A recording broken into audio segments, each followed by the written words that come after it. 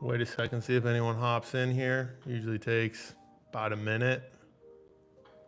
Whoever does hop in first, well, no one's here yet, so it's going to take a second to get set up until people hop in.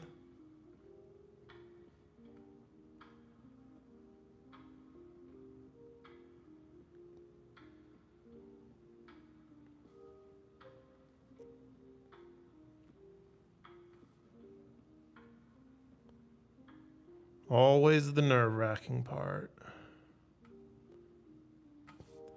Gonna go ahead and post this to my Discord so everybody knows it's happening.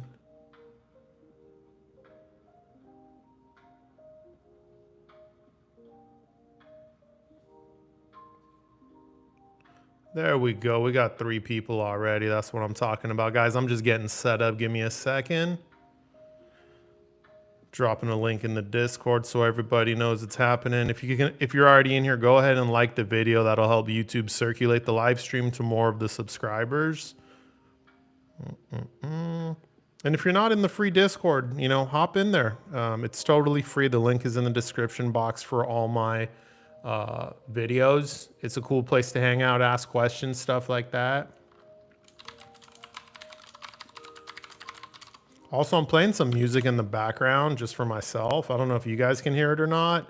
If it's like super loud or something like that, let me know. I do have it turned down pretty low though. All right, let me just pop out this chat. Perfect.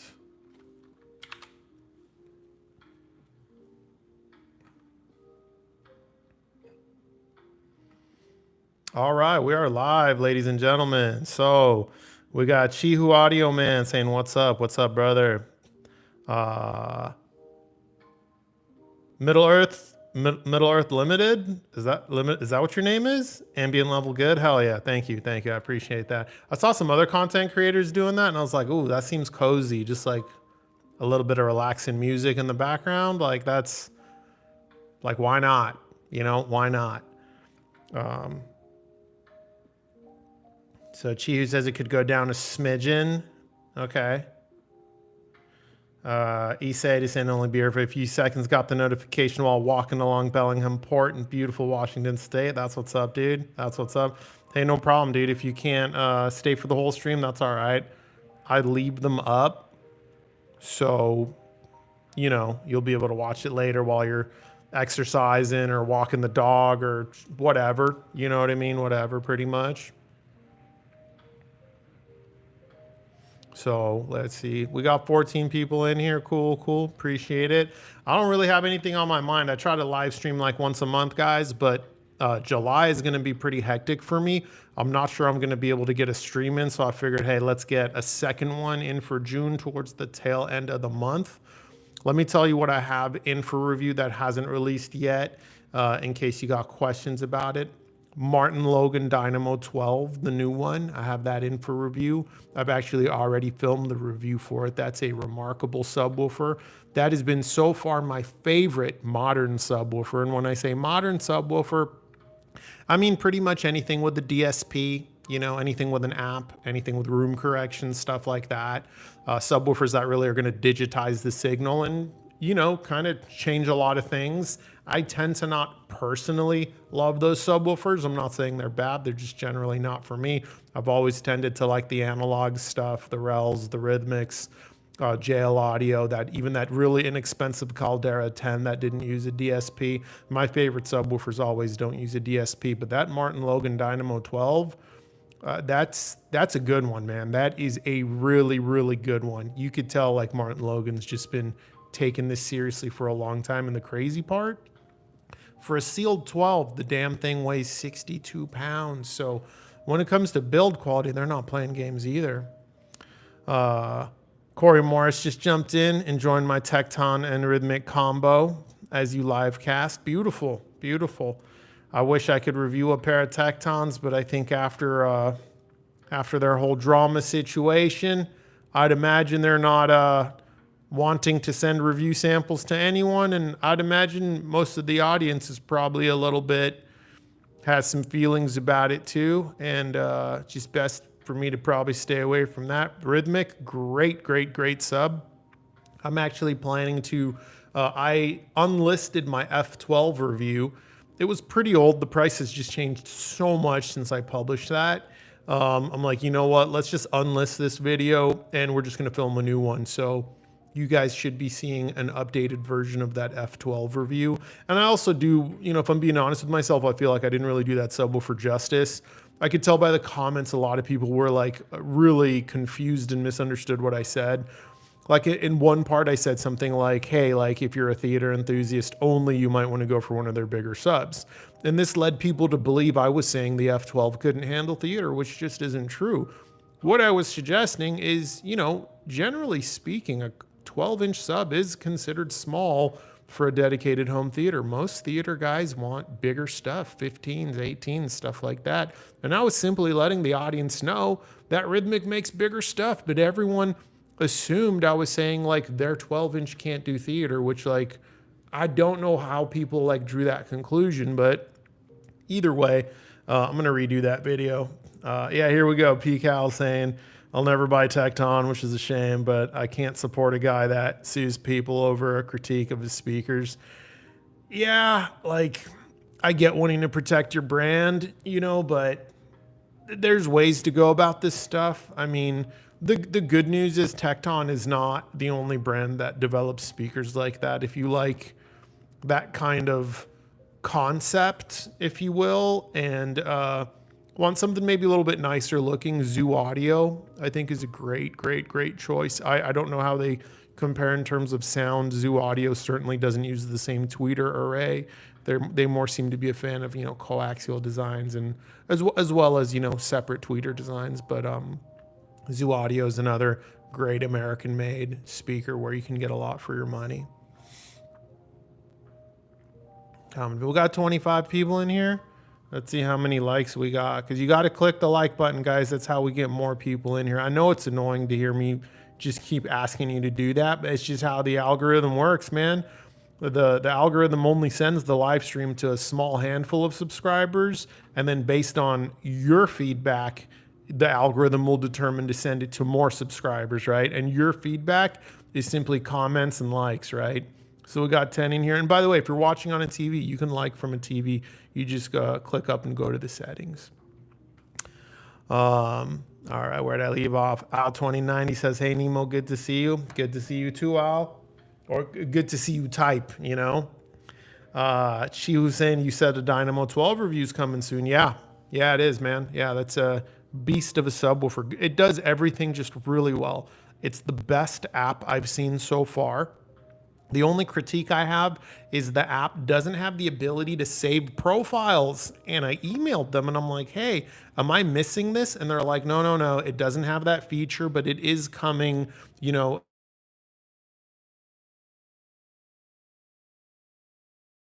The sound quality is fantastic. The transient response is fantastic.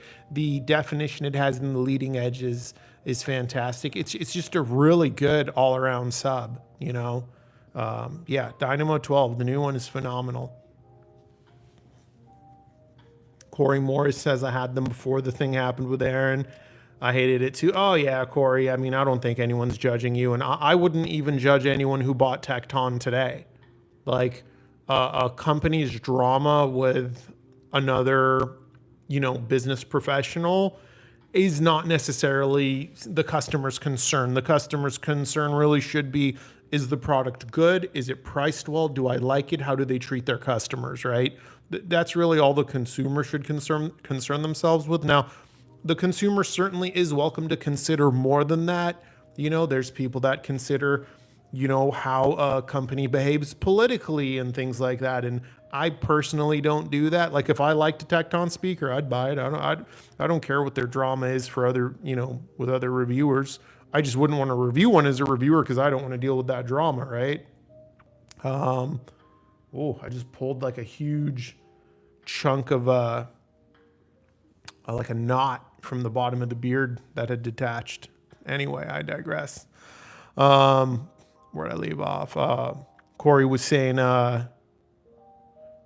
I'd still get an upgraded pair in the future. They do sound amazing. Yeah, Corey, there's nothing wrong with that, man. Do not let drama stop you from buying something you like.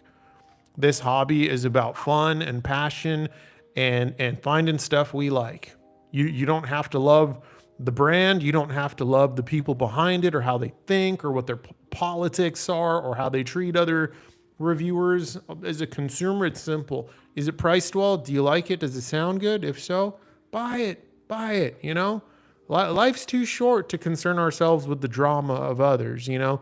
Now, by all means, if you feel a little bit more passionate and you want to make some kind of statement or stand against it, go for it. I'm just, I wouldn't do that myself.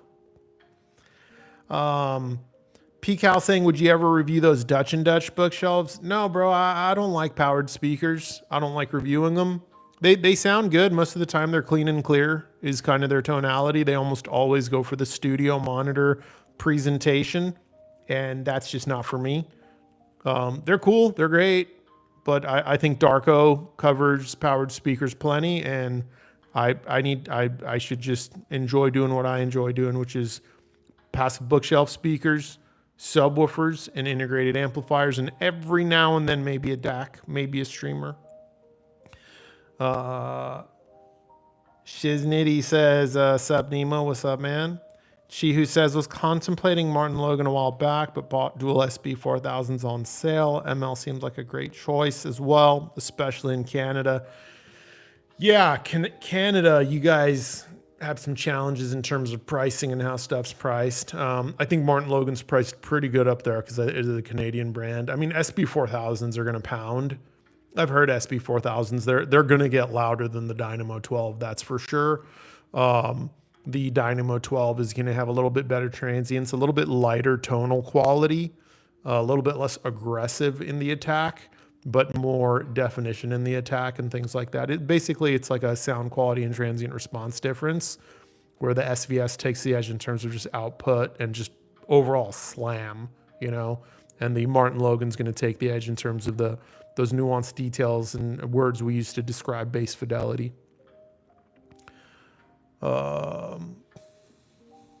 Where did I leave off? This is Don Arnold 9220 says, I'm looking at updating my floor standers downstairs ELAC Debut 2 with Q11s. Didn't like them since they didn't sound as present to me. New to the space. What was I responding to? That last part confused me, bro. We just started the live stream. We're not talking about a whole lot just yet, so you didn't really miss anything if that's what you were asking. Bummer that the Q11s didn't do it for you. Sometimes it could be challenging finding a sound you like, especially when you like what you have and you're just looking for an upgrade. It's easier to find a sound you like if you don't like what you have. But for the guys that are like, no, I like what I have, I'm just looking for like the next step up, that's when it can be a little tough. I'm not a floor stander guy, so I haven't heard those debut 2s. If they're like the bookshelf, they should be pretty good at having a natural mid-range. So you want to probably look for a floor stander like that. Again, not being a floor stander guy, I couldn't give you any advice. Shiznit says he's got a buddy that runs 8C Dutch and Dutch. Amazing speaker. Yeah. But he says he likes his 1528 more. Yeah, bro, your 1520. I mean, the Dutch and Dutch 8C is a big bookshelf, but your Arundel 1528 is even bigger. And it's like, let's say it like this. It's pretty rare that a powered speaker is just going to give you more for your dollar. That's not really what they're about. They're more about clean setup, not having to worry about cables or a DAC or an amp or a preamp and all those things. It's about having a really simple, aesthetically clean solution that gives you crystal clear sound that can get loud and generally has very powerful bass. That's the offer powered speakers make. That's the selling point. If you're looking for the best sound quality possible or the best value for your dollar, generally it's not going to be in powered speakers. It's going to be in, some kind of multi-box solution, right?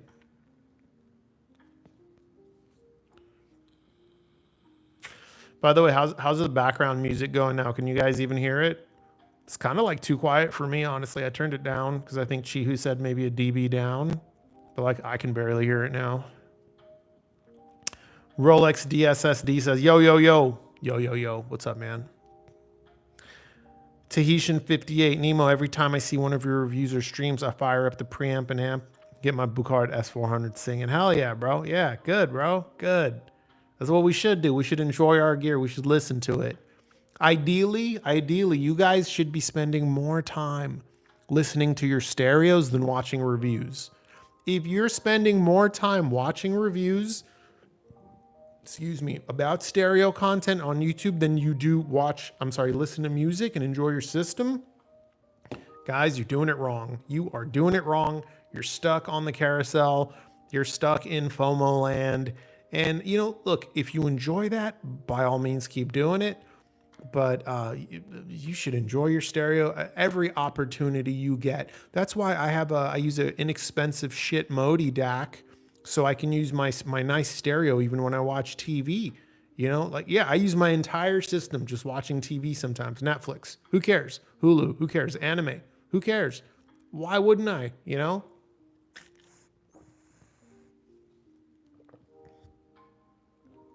PCal says, are you into 2-channel more than car audio now?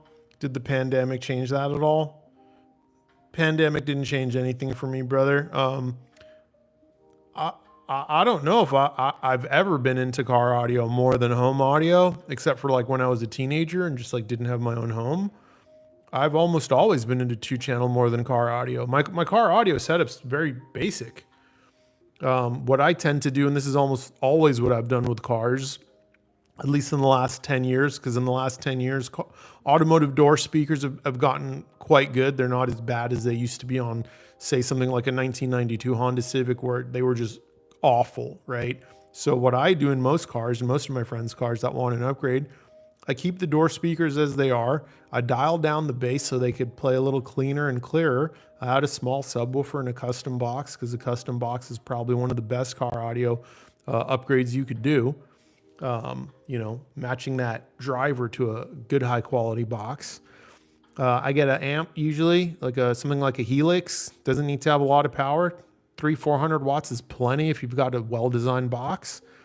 And that's it. That's all I do. And it sounds great. It's just good sound, You're not going to hear that bass from outside the car necessarily. Most of the systems I do for my buddies are 8-inch subs. And I tend to use the Memphis Mojo 8-inch. It's an expensive 8-inch, but it's a monster. It can take 900 watts RMS, and it just performs so good. Like when people hear mine, they think I have a 12.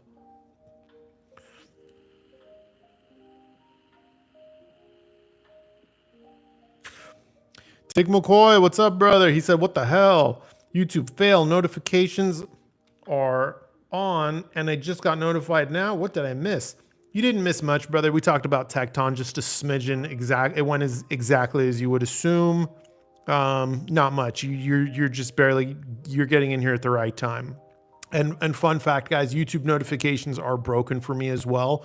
If you leave a comment reply on one of my videos right now, I'm not seeing it. I have to check manually, and it's almost impossible to do that with how many videos I have.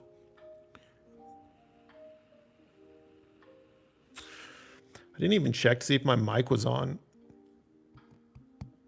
Yeah, my mic's on. Cool. One time I did a whole stream, had this mic in my face and everything. It wasn't even on. It wasn't even on. I felt so bad afterwards. The audio quality was terrible and no one complained. You guys are angels. Bone Scanless. That's a crazy name. Any opinions on the Aperion Audio V8B bookshelf speakers? Have a small room with no space for a sub, and they claim 30 hertz at minus 3 dB. Let me look them up, but just a word of advice on speakers and bass.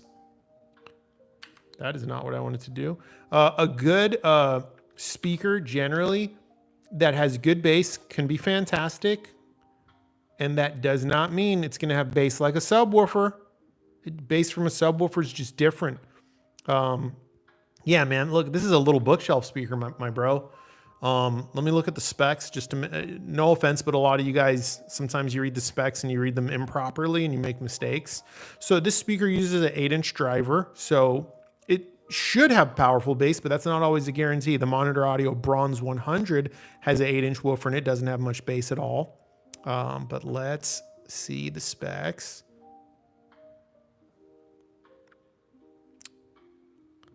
Plus or minus 3 dB, they claim 30 hertz. So they don't specify if that's in-room or anechoic. I'm almost willing to bet that is in-room. So what that means is most people should get a minus 3 dB point around 30 hertz. But it's not a guarantee because it's in-room and it's accounting for room gain, my bro. You might have, you might get down to 40 in your room. They should have good, powerful bass, but I've never heard them. I don't know if they're linear or bass boosted. You know what I mean? Because the Monitor Audio Bronze 100s, they got down pretty low in my room, but they still didn't have a lot of bass. Bass extension and bass quantity aren't the same thing, right? Like the Bucard E50 extends lower than the S400 Mark II. But in terms of like bass quantity, they're both like boosted up in terms of bass. They both have like a really full sound. Whereas the Monitor Audio Bronze 100 extends lower than my Bucard S400 Mark II. But if you listen to the two, you'd be like, what are you talking about? The S400 Mark II has way more bass. Like the Bronze 100, you'd almost definitely want a subwoofer, whereas with the S400 Mark II, it's like a maybe. So it's hard for me to tell you because I haven't heard it. And how much bass you want, I don't know how much bass you want. How much bass is enough for each person is like how much salt is the right amount of salt on your food, right? For some people, it's just a little bit. For some people, it's a lot, right? So, and that speaker, I think, how much was it? Let me see. 1,500. If that's for the pair. The only thing I can recommend that, is a subwoofer optional speaker would be the CSS Crichton range, whether it's the 1TD or the 1TDX. You would have to build that, obviously. Or the Dyne Audio Emit 20. That thing's an absolute bass monster. Definitely subwoofer optional. I haven't heard that appear in. Johnson Robinson Jr. Do you think the Rhythmic F12 is a good fit with the Philharmonic BMR? Yeah, why not? Absolutely. The Rhythmic F12 should be a good fit for everything. It's an amazing subwoofer. It's if you want an SQ sub that can deliver world-class bass fidelity and still get really low and play relatively loud. And the REL models that do that are just outside your budget, because if you want a REL sub that's flat to 20, like you're basically like that's Carbon Special, that's S812, that's Predator 1510, which is substantially larger. Like you're going to have to spend a lot. So the F12 absolutely have its place. It's a phenomenal sub. I still own mine. And I was just talking about it earlier. I'm going to be refilming that review pretty soon here, because the old one is just too out of date now. There's been too many price adjustments.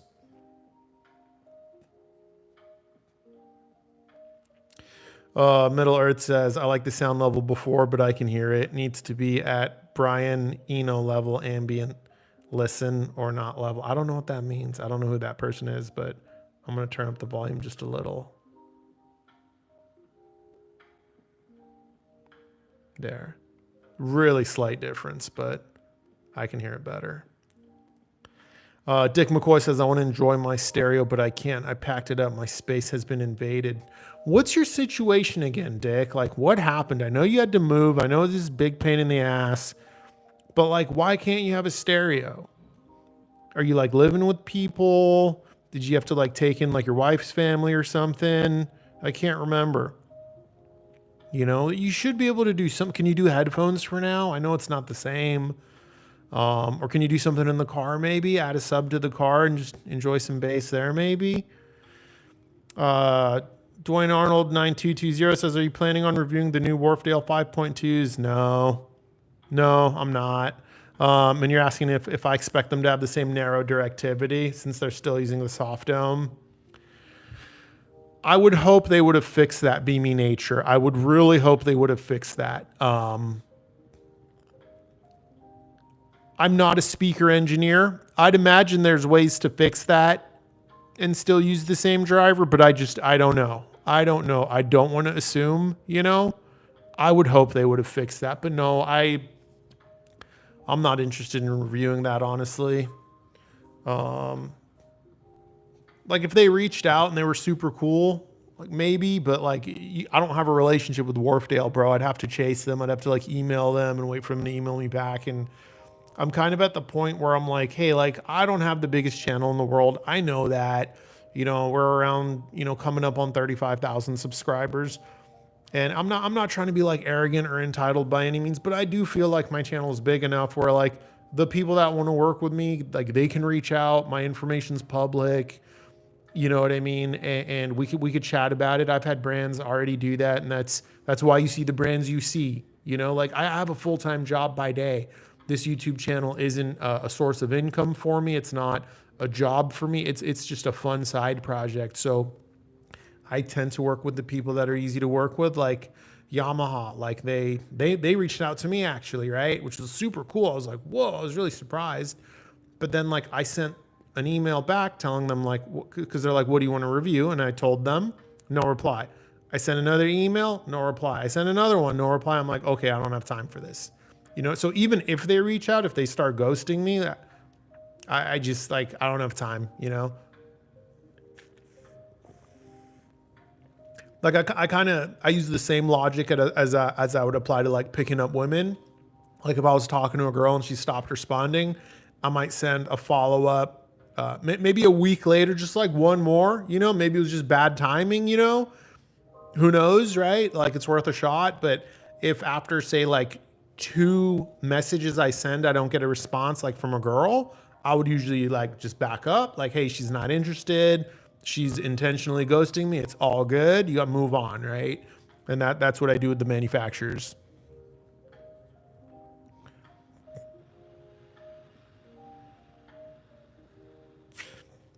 Middle Earth says back in the day it was elevator store music. Yeah, you're totally right about that. Oh, I skipped that. So I'm further ahead. I already read that comment. GC Soundscape says, hey Nemo, it's me again. Got my Bruno Cotera amp. Wow. I have the Fritz Carbon 7 SC Mark IIs and a pair of REL S510 subs. That's an outstanding system. That's an outstanding system. Those 3 products together are phenomenal. Good job. Good job. I can tell you put a lot of effort into pairing with care to get really good synergy. I'm willing to bet you spent a lot of hours researching, talking to people, maybe even got a little stressed out at some point, had to take a step back, came back. But no, that is great. That's a great system. And you're saying you're loving your system and thanks for the reviews. Yeah, man.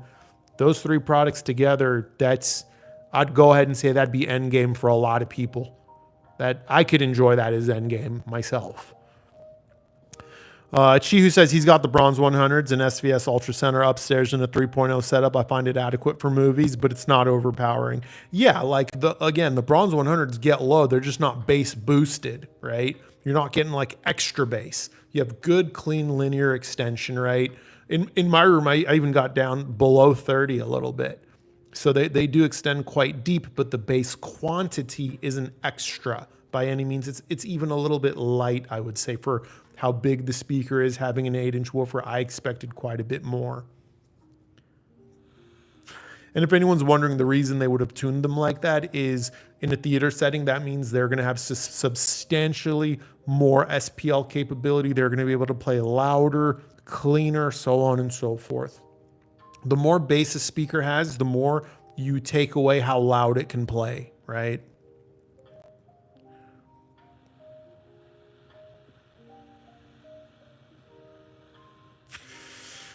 Aprillian EU says, hey, what's up? Thinking about buying a REL Carbon Special. A little worried about room size. It's around 20 QM, 215 square feet. Do me a favor, Aprillian. Give me your room dimensions, length, width, and height in imperial units so I don't have to do unit conversions while everyone waits. And I will tell you if I think that's a good fit or not. And good job being aware that not all subwoofers are the right subwoofer for all room sizes, right? Size of the room, size of the sub. These things matter in a music system. In a theater setting, go as big as you want. You're going to be DSPing the hell out of it anyway. It doesn't matter. But in a stereo, there is such a thing as too much sub for the room. There is such a thing as the wrong sub for a room. For example, the REL S510 is a very stiff design. That's designed for a medium room. In a medium room, it's going to extend nicely, well below 30 hertz. And in a small room, it's not going to extend as low. Why is that? Well, being a very stiff design means those low frequency waves that are already tremendously long are going to be even longer. And your small room just can't handle it. If you've only got 10 feet of depth, an S510 is going to be the wrong sub for your room, right? Where'd we leave off? Eddie Ellington. Hey, Nemo, love your channel. How can I send you an email about reviewing something? Maybe I'm missing it on your page. So on YouTube, if you want to email a content creator, right? I also have a free Discord you can join, by the way, if you're just a consumer. But if you're a dealer or a brand rep, definitely use my email. So you're going to go to my channel, right? And once you're on my channel page where you can see all my videos, you're going to click. So you see the part where it says hello and welcome to the channel, or I review audio gear. It's like a little description. You're going to click more, and then you're going to see a little pop-up with the description of my channel, and then an option where you can click view email address, and then it's going to show you my email address. That's how you see it for all content creators. Not everyone has one listed, but I do. If you still can't find it, feel free to send me a DM in my Discord, and I'll send it to you.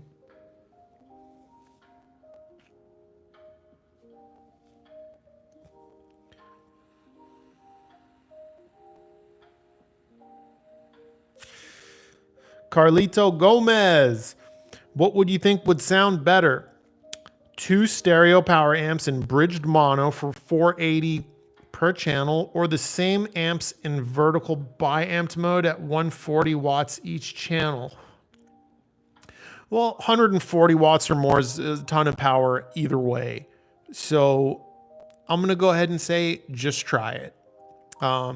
Those situations where it's free to experiment, like, hey, do you think my speakers are going to sound better pointing straight into the room or towed in a little bit towards me? Do you think this stand height or that stand height would be better? Hey, grab a couple of books, shove them under the speaker, experiment. If it's free to experiment, you should experiment, because personal taste is huge in this hobby, and what sounds better to me may not always sound better to you, right? Like, ideally, you would be following the YouTubers that tend to have a similar taste that you have and tend to hear what you hear, right? Like, if I describe a Focal Aria as slightly analytical, very detail-oriented, and you listen to a Focal Aria and you're like, what is this guy talking about? That speaker is very, tame in the high frequencies, then wow, your taste for treble is much higher than the average bear. You probably want to follow a content creator that hears that same way. I think I tend to be like pretty in line with most people, but for those of you that have a certain taste, you want to find a content creator that has the same taste, if possible.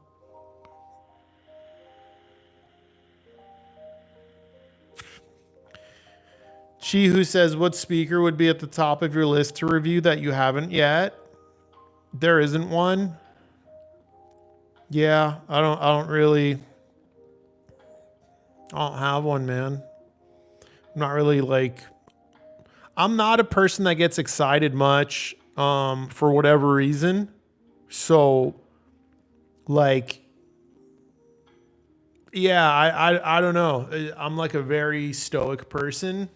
Like, I have emotions, don't get me wrong. Like, if I'm watching like a good TV show and there's like an emotional part, like I'll feel it, like even sometimes, like, if a good character like dies or experiences hardship, get a little teary eyed, but not like with I don't know, with most stuff, I don't know. I don't like look forward to stuff like that. My baseline feelings are pretty flat towards most gear. until I hear it and experience it, and then like I'll feel something, right? Like the Unico Primo, that thing showed up. I had no emotion. I wasn't excited to review it necessarily. I was a little curious. And then I plugged it in and I heard it. And I was like, wow, no wonder so many people love this thing. And then I started to feel something, right? So, you know.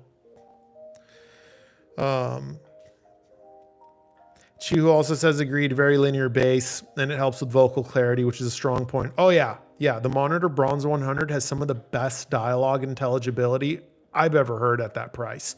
I'll go ahead and say if dialogue intelligibility is really important to you, under $1,000, it's probably the best option available. Absolutely.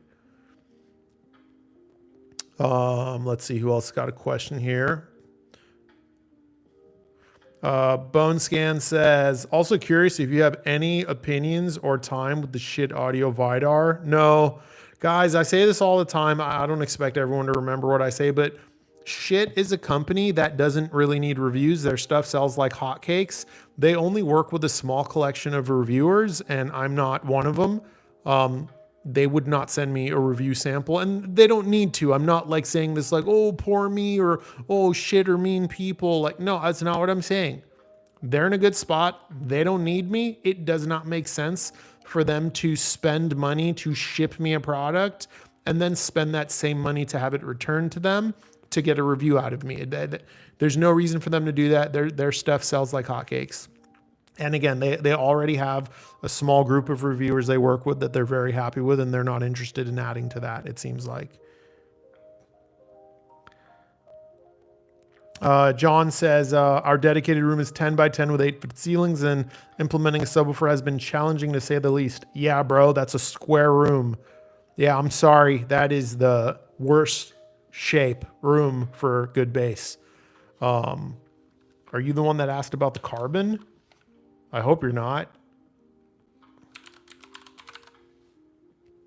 No, you're not. Good. Yeah, John. Hold on. Let me see where I left off.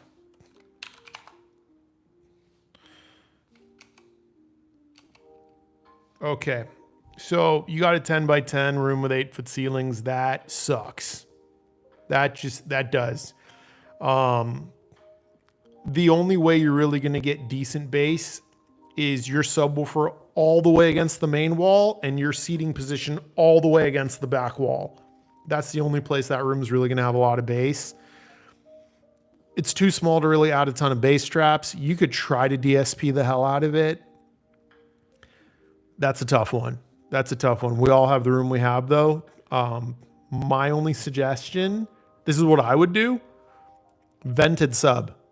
Vented sub. I know that sounds crazy. You're telling me to get an even bigger sub. You just said you don't want to have too much sub for the room. Yes, I did say that. But in some unique cases, especially with small rooms, in my experience, vented subs have often been the best option. SVS makes a ton, Klipsch makes it, a lot of companies make them. If this is a music system and you're like, I don't want a vented sub, this is a music system, Rhythmic LV12M or FVX12 has the sound quality of a sealed sub. The reason I'm recommending a vented sub for your square room is because a vented sub is going to have a boost in those low frequencies. That's what the port does. And that's where your room is going to really try to reduce those frequencies. And the vented sub is going to be able to fight the room way better than any sealed sub. So that is your solution. Vented sub. If you're a music first or sound quality first customer, your only options are Rhythmic LV12M or FVX12. If you're a theater customer, there are hundreds of vented subwoofer options, but you want one that's tuned low, right? Like SVS PB2000 Pro is tuned fairly low. The Klipsch RP1200 SW is tuned very low, as are the rhythmic options I gave you. Hope that helps. Burn Cool Fire. Hi, Nemo. Loved your Unico Primo review. Thanks, brother. Thank you. That was a fun video to make because the amp was just so damn good. It is easy to make a review when the product is just so kick-ass. Aprillian says, sure thing. Thanks to the answer. It's roughly like this: 16 feet long, 13 feet wide, 10 feet high. Yeah, I think Carbon Specials would be fine in that room. Go ahead and send Rel an email just to be sure. But based on my experience with the Carbon Special, I think that room size is just fine for a Carbon Special. Yeah, good. James Derby says, did you end up sending the tie hang power conditioner back? Yeah, it had to go to another reviewer, Old Guy Hi-Fi. I think it went to him, or maybe it went to James ABX. I can't remember who it went to. I think it went to Old Guy Hi-Fi. Yeah, I wanted to buy it, but I'm really trying not to buy gear right now, and I didn't want to add another box to my system. I already have a lot of boxes. Consider I have preamp, monoblocks. That's already 3 boxes. My streamer, I have a power supply for my streamer. That's 5 boxes. My DAC is a 6th box, and my DAC has a DDC. That's a 7th box. Adding the tie hang would be 8 boxes. I'm a bit of a minimalist at heart, and I just decided, you know what? I don't need to spend over $1,000 for another box. It's a great piece. It's worth every penny. I want it. But just like you guys, it does not make sense for me to buy everything I like.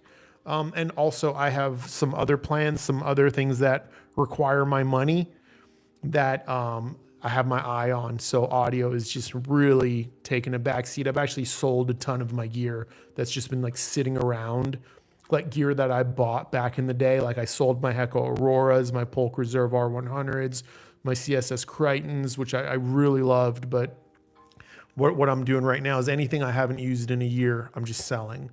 Like I'm selling my JL Audio E110 even. A great sub, I love it. It's so good, but if it hasn't been used in over a year, it needs to be moved on to a home where someone can appreciate it and use it.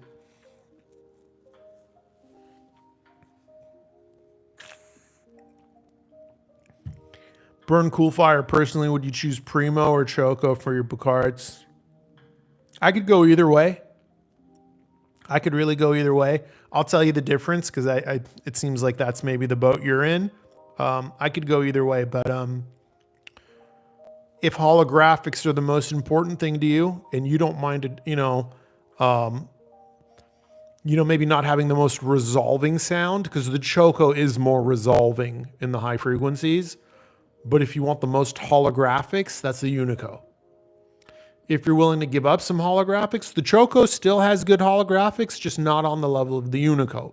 So if you're willing to reduce your holographics a little bit for more resolution in the high frequencies, that's the Ime. So it's a tough call, right? Because both of those things are great. Good resolution in the high frequencies, having more of that isn't a bad thing. And having more holographics isn't a bad thing either. They're both really good. Some may say, hey, I might want the Unico for the sub out or whatever, but or you might want the Choco Ime for the smaller physical size. The Ime is very small, about half the size of the Unico Primo, but they're both really good. Yeah.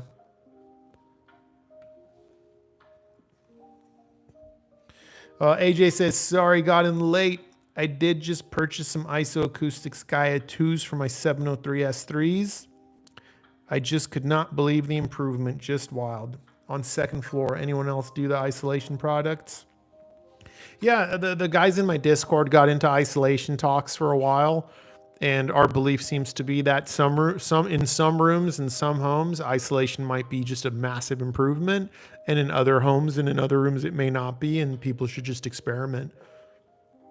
But yeah, a lot of guys said it was a great improvement, while some guys, especially that were on a slab, felt there was hardly any.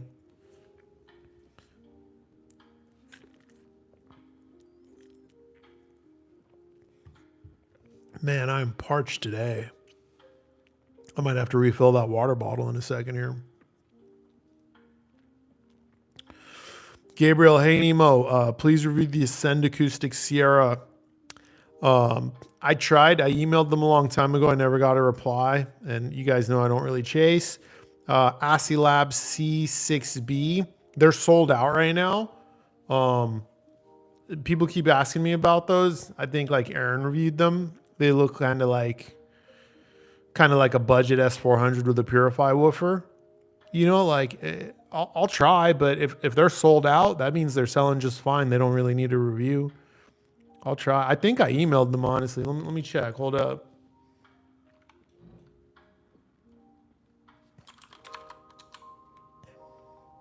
No, I didn't. Let me see if they're back in stock. I also, like, I understand that, like,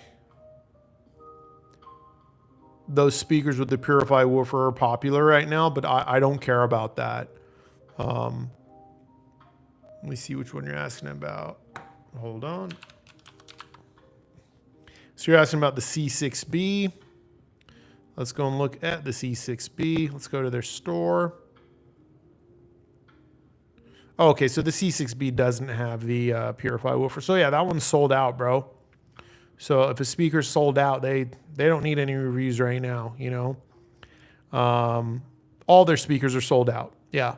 So it seems like what happened is these guys kind of came out of nowhere. A couple of people gave them some very favorable reviews. They probably didn't hold a lot of inventory. Most small companies don't. They may have only had, you know, being sold out doesn't mean they sold 1,000 units. They may have only had 5 to 10 in stock, right? But everything's sold out. So I don't think they need a review currently. But if they reach out or if they're easy to work with, I'll consider it. As far as being the best at under 1,000 or 1,500, I mean, that's just an opinion. The best is the sound you like. Like if they're just perfectly clean and clear, that may not be the best to everyone. That certainly wouldn't be the best to me. I could appreciate it. And I may say this is one of the best if, you know, this is the type of sound signature you're looking for. Like, I think the Zoom Methods are one of the best speakers around $1,200, but that sound is not going to be for everyone. I know that. That's why it's like you got to listen to what I say. It doesn't matter if I say they're the best if the sound I'm describing isn't for you, right? That's the same. It's going to be the same with the Aussie Lab. Such a strange name too.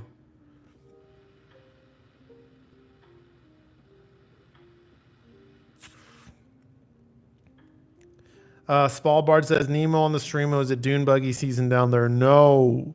It is way too hot. It is very unsafe to hit the sand dunes in these kinds of temperatures. We're probably looking at like temperatures around 95 to 105.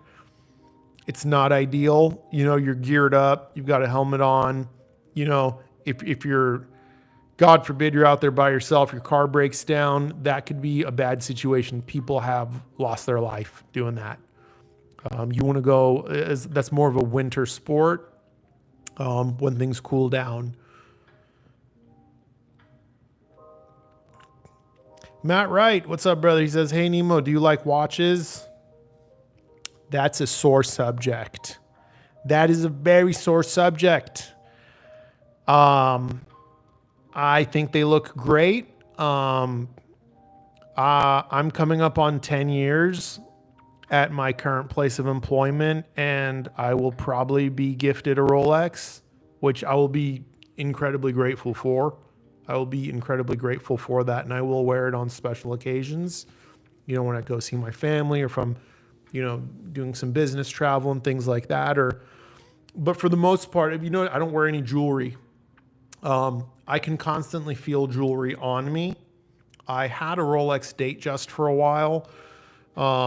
Maybe 7 years ago, I had bought it for, I want to say, $7,200. Back then, they were more affordable. And everyone was like, yeah, it's like having a savings account on your wrist. Long story short, when I decided I was over it and didn't want it anymore, man, those things were going for like $6,000. And I was like, what the hell? Everyone said these things go up in value. It was just, and you know what's shitty about that? It was like, I've been keeping my eye on the Rolex market, and it was just the one dip. They've never been that cheap since then. They've only gone up since then. Just so happened at the time I was selling it was this like absolute crash of a market. Luckily, it couldn't have gone to a better home. I listed it for $8,000. This guy messaged me and said, hey man, I know this is a low ball offer. It's just where I'm at. I give you $6,400.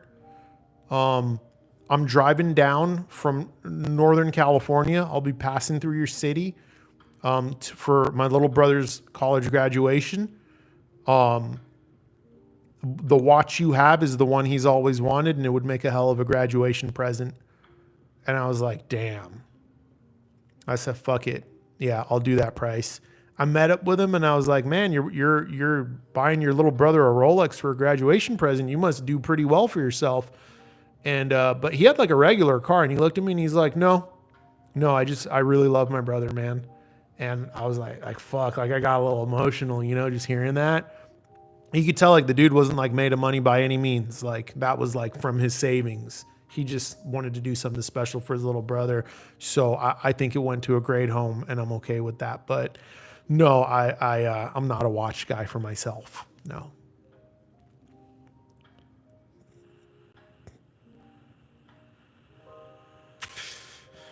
Michael Frohnfield, I recently picked up a T9X. I'm currently running some old school monoblocks. Can you explain to me why Rel doesn't recommend using high level connections on monoblocks? Because you can't. There's no way to ground it. It's just that simple. Like using high level, right? One positive, one negative, right? Well, there's two positives technically, so you can get a left and right stereo pair. With an integrated amp, right? Your negative is like summed. Most people don't know that. Your negative is the same, whether you're using the left negative or the right negative, like it doesn't matter.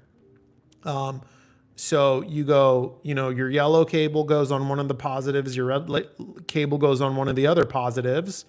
So you're getting the full stereo signal, and then the black wire goes to either of the negatives. It doesn't need to go to both because, again, ground is ground. On a monoblock, that's not the case, right? Monoblock, each amp has its own positive and negative because they're in separate boxes. So with a single Rel T9X, you cannot run high level. What are you going to ground it to? One of the monoblocks can't be grounded. So it just doesn't work. You would need to run dual subs if you want to use high level. Otherwise, just use low level. There's nothing wrong with using low level on a Rel sub. I get so many people that are like, oh, I'd get a Rel, but I have a Class D amp and I'd have to use low level, and I feel like that defeats the purpose. Why? Why does that defeat the purpose? You think Rel subs suddenly sound like shit when you run low level? No, they fucking sound phenomenal. Fun fact, my entire review of the S510, I was using a low level cable. I didn't even use high level. I did to test it. It does make a difference. It's not a world of difference. High level is not what makes Rel a Rel. A Rel is a Rel sub, regardless of the connection method. Everything I've ever told you guys about a Rel sub will be true, whether you're using high level or low level, my bro. So use that low level. That's what it's there for. It's just that simple. Now, there are some cases where if your preamp has a really shitty pre-out that's like filtered and has delay and phase issues, like it's a bad design, then yeah, bro, then you're going to experience a huge difference between low level and high level. And that's because you have a shitty product, and that's just not the subwoofer's fault. And that's going to be more common with like old AVRs, really old AVRs, really old cheap stereo amps were like that, where their sub out it was just such a crappy circuit. Most subs would sound better with high level, but that's just not the day and age we live in anymore. Run that low level, be happy, it'll sound great.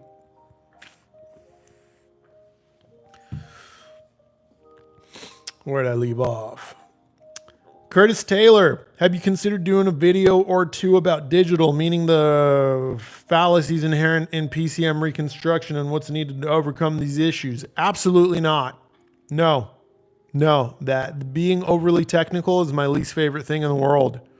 I'm sure you guys notice I speak in layman terms. I like to keep things simple. There are other guys that enjoy being incredibly technical. I don't know if British Audiophile still does it, but for a long time he'd get very technical about the internal components. I don't believe in playing engineer. I don't like doing that at all. That's just not my thing. If you are into that, Hans Beekhuizen is very technical when it comes to digital, and it seems like he really knows what he's talking about. You may enjoy his channel. It's Hans B. Cusin. If you don't know how to spell it, let me know and I'll leave it in the chat.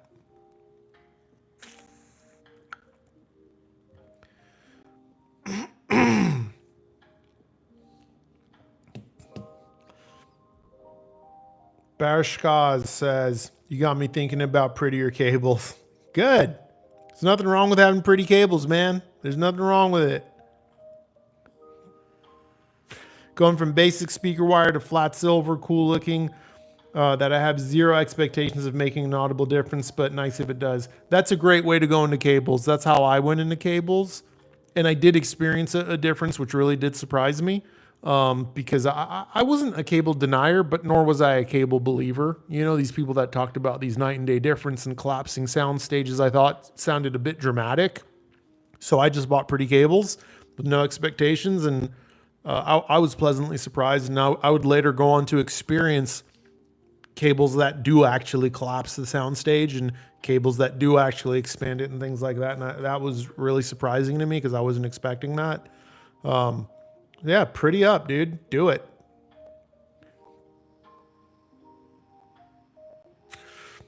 AJ says, much love all. Gonna head down to the pool for Sunday Fun Day. We'll watch the VOD, best community in hi-fi. Thank you, brother. Enjoy that pool day, man. Carlito says, when setting up dual subs, is it better to set them up as stereo next to the mains or just mono, the two? Depends.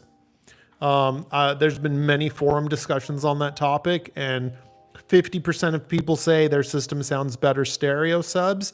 50% of people say it sounds better mono. Try it. Again, that's another free thing to try.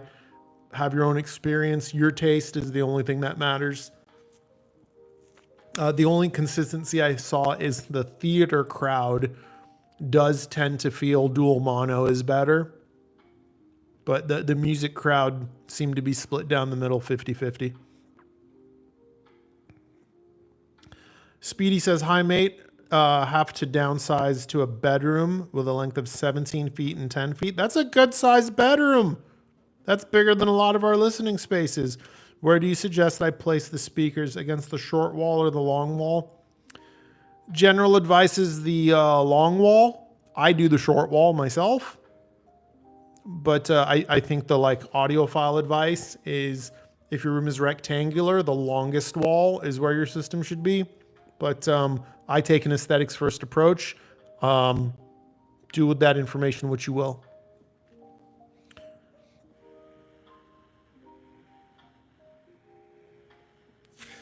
Neil Caffrey, good to see you, Nemo. Thank you, Neil. Appreciate your comment. He says, what DAC do you recommend to the Focal Canton number 1 for old or new school hard rock and metal music, which have good mid-range punch? I'm thinking about the Denifrips Pontus 212th, but that is ChatGPT's suggestion. I'm not a big DAC guy. I'm not. So I don't know what the Pontus 12th is. I know the 15th is the old Venus, so that's a hell of a DAC. You're getting a lot for your money there. I don't know of a DAC that. So what do you want?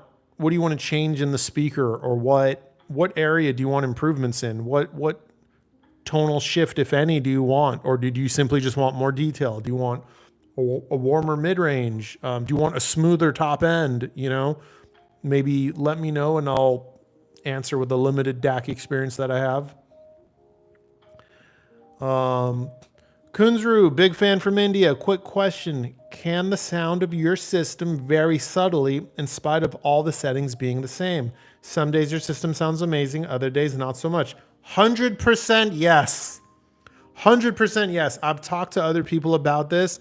Me and Zero Fidelity have talked about this over the phone a few times. I believe so many things can make a difference. Like the humidity level in the air can make a difference. The weather can make a difference. Like the mood you're in can make a difference. If you're wearing a t-shirt or a big heavy jacket can make a difference. There are days I have listened to my S400 and been like, man, these things sound a little too bright today. There's times I've listened to my S400s and felt, man, these sound a little too dark today. Like, where's my detail? What's going on? And then most days, obviously, I listen to them and they're perfect and I'm absolutely in love with them. So yes, brother, there are 100% some other influences that can impact the sound. I don't know what they really are, but for sure, I know like when it's raining, my system sounds different. Something about the air, I don't know. I don't know what it is, right? But yes, that, and you're not the only audiophile that has experienced this. Many people have asked me this question.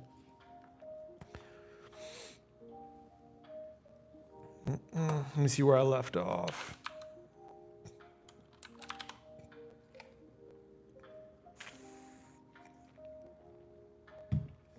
Filio Dode says you should take a look at the Audio First Fidelia. Aaron reviewed it a while back. Similar thing going on with the Aussie Lab speakers. They look very solid for $1,000. Never heard of that one, bro. Let me take a look. And keep in mind, guys, my channel is a little too small to review obscure brands. 35,000 subscribers isn't a lot. Oh, that's an ugly speaker. Wow. I don't know if that's for me, man.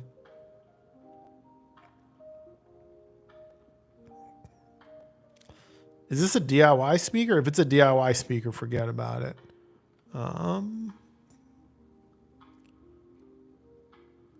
Oh, that's a DIY kit, bro. No way. No way. I'm not building a speaker. I don't have time for that. If they're willing to send me a finished pair, maybe. But bro, there's no way. I'm not building that. I don't have time. Andy Russo says electricity is dirty. Yeah, maybe the electricity varies. Maybe that impacts the sound. Who knows? Serge says, yo, brother, what's up? Almost missed the stream. YouTube kind of does you dirty, not notifying cats. Bro, I know. That's why I always tell you guys, the early people that jump in, it's up to them. If the people that jump in first don't smash that like button like crazy, YouTube does not circulate the stream to the other subscribers, right? That's just how the algorithm works. And I get it. Sometimes like you're washing dishes, you can't like go and like the video, you know, that's okay, right? But yeah, liking the video is because at first the algorithm only is, say I have 35,000 subscribers. I go live, YouTube is going to only show the stream to like 10 to 15% of my subscribers. But if you like a bunch of them like the video, then it's going to be like, okay, let's show it to 30% of them, 40% of them. More people like it, then it will show them to more and more people. So there's definitely people that have no idea this is happening. They're online, they're on YouTube right now, and they're subscribed, and this is not showing up to them because not enough people like the video. Like we're at 51 likes.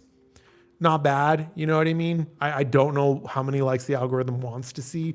I'd imagine it's a percentage. You know, if something like 95% of the people watching like the video, that would probably have it circulate more. Hold on, guys. Your boy's sore. I did chest before starting this live stream. And I don't have the best shoulders, man. I don't have the best shoulders. I can't bench a lot despite having a good amount of chest strength. It's very frustrating. King Dranzer says, Nemo, I am going in for all KEF Q6 meta as surrounds and Q3 meta as Atmos for my friend for around 7.5K for KEF speakers alone. Is there anything for lower that is better? I haven't heard the new fucking Q meta speakers. I haven't heard them. I haven't. KEF's cool, but they're like a big company, so sometimes they don't email me back. I was supposed to review them, and I don't know, man. I haven't heard them. 7.5 grand is a lot of money. You could probably do a lot with that. Because I have not heard the Q6 meta, I don't know. I just don't know. Maybe they're the best for that price range. Maybe they're just okay, and there's a lot of other options. I couldn't tell you. I just couldn't. I think generally, though, KEF is known to make good speakers. I know their Q range in the past had poor build quality, fit, and finish. So I would at minimum suggest visit a dealer, see them in person. Let's make sure that build quality has improved. And if it has, the Q range always sounded good, you know?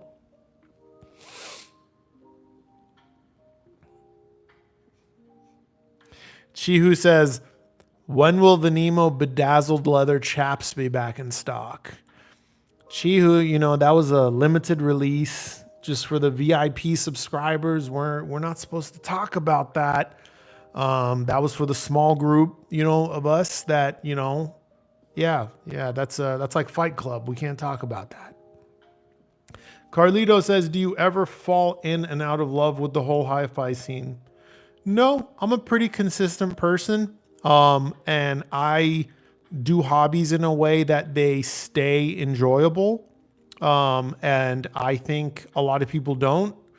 And what I mean by that is if you experience a lot of FOMO and you don't get to the underlying cause of that and eliminate that, yeah, I could see you getting burned out. If you find yourself obsessing over the next best thing constantly, or you over obsess, over analyze when you're going to buy something, and there's a lot of fear about making the wrong decision, yeah, I can see someone getting burned out, you know? So what I always do is if say I'm thinking about buying something, this might sound crazy. I fucking pray about it. Yeah. Yeah. I pray about it. I try to relax. I try to remind myself buying stuff's supposed to be fun. And if I start to feel any stress in the buying process, I back up. I stop thinking about it. I say, you know what? This is a hobby. It's supposed to be fun. Considering buying this new item is starting to cause me stress. Fuck that. We need to back up and not think about it for a week or two. You know, I'm doing this wrong. It takes effort to enjoy the hobby in a way that you don't experience any burnout or stress, but it is worthwhile to develop those habits such that you enjoy every aspect of it as you should. Because hobbies shouldn't really be stressful. Hi-fi really shouldn't be stressful. There's even times like I'll go down to like listen to my stereo and it doesn't sound right and I start to tinker and then I just stop. I'm like, nope. I need to just go and watch TV instead. Today's not a music day. It's okay. You know what I mean? I hope that didn't sound overly judgmental. That was not my intention. I'm just sharing this is just what I've observed with people.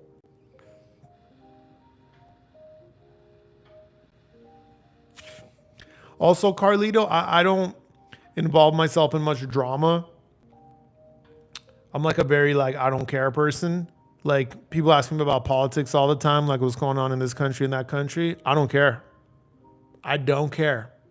I'm only concerned with my own world, my friends, my loved ones.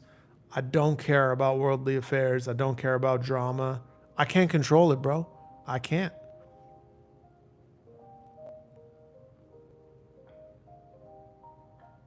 Serge says, with the old system, I would leave everything on always. Now with my new DAC, it gets pretty warm, so I feel like I need to turn it off. My Emotiva monos never even get warm, so stay on. You?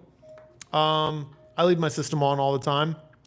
The new DAC I'm using now is the Live Micro DAC, and that gets hotter than my old Denafrips Aries 2 did because I think it has like some Class A something or another section to it. And I've like felt the need to turn it off. I know what you're talking about. And I have turned it off a few times, but I just leave it on. I'm just like, who cares? Who cares? I talked to Vinshine. They're like, it can handle the heat, no problem. It's part of its Class A. Like it's going to run a little warm. That's completely normal. You can totally leave it on. But if you want to turn it off, you are welcome to turn it off. So yeah, everything for me stays on unless it's tube gear. Tube gear, I don't leave on.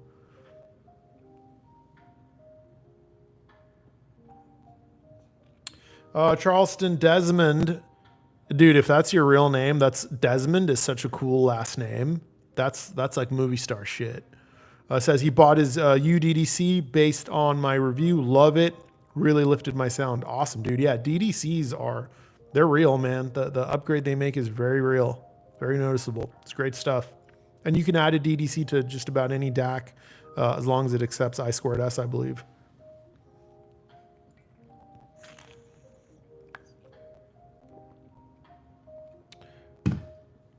Yuppin Media says, hello, hello. Do you like Spangle? Have you listened to it, brother? I don't know what Spangle is. Sounds like you made that up. I don't know what Spangle is. I don't know if that's a genre. I don't know if that's a music group. I don't know if that's a DJ. Never heard of that. Neil Caffrey, in heavy music mid-range is where all the energy presents. My current DAC integrated in my amp is more functional than quality and lacks mid-range punch. I thought maybe I could fix that with a better DAC. So you want more like mid-range presence? I don't know if I've ever heard a DAC that added more mid-range presence like that, honestly. I don't have a recommendation. I'm sorry, brother. Middle Earth says high sensitivity speaker options. I know that Zoo is a good option. I use SET low powered tube amplification, but is there anything else you have reviewed? Absolutely, yes. Yes. Fritz.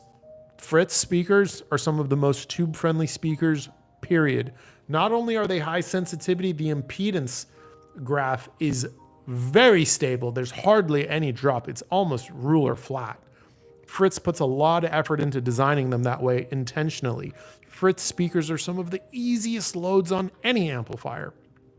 Also, the monocoustic Platamon is very easy to drive. Most Focal speakers are easy to drive. Most triangle speakers are easy to drive. What else? Zoo, of course, you already mentioned. Some of the larger clip stuff, obviously. There's a lot of easy to drive stuff out there. There's a lot. Got a little itch on the eyeball.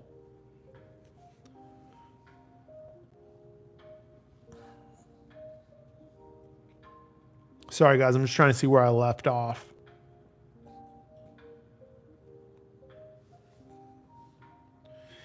King Dranzer says, I'm surprised Kef has not sent you the queue. Now that they have brought down three-way setup and yes, meta material to Q series. This thing is crazy. Hoping they send you soon. I don't know. Like I said, guys, I'm like, if the communication isn't like clean and consistent, like it doesn't matter how much I like the brand. Like I'm a busy working professional. My career takes precedence over my hobby. My career is more important to me than hi-fi. My career is more important to me than this channel. I can't chase brands. I don't have time.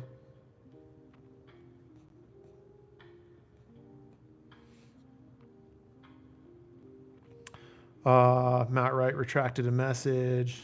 Phil Dode says, no worries. Thought you dabbled in DIY since you had the CSS and mentioned building car subs. The Fidelia is a flat pack. Yeah, no, bro. If you watch those videos the whole way through, you'll know I did not build those CSS speakers. I bought them built already. The previous owner did a terrible job. So I reached out to CSS. They sent me new cabinets that were better. I took all the parts out. I took the crossovers to an electronics place and had them resolder everything.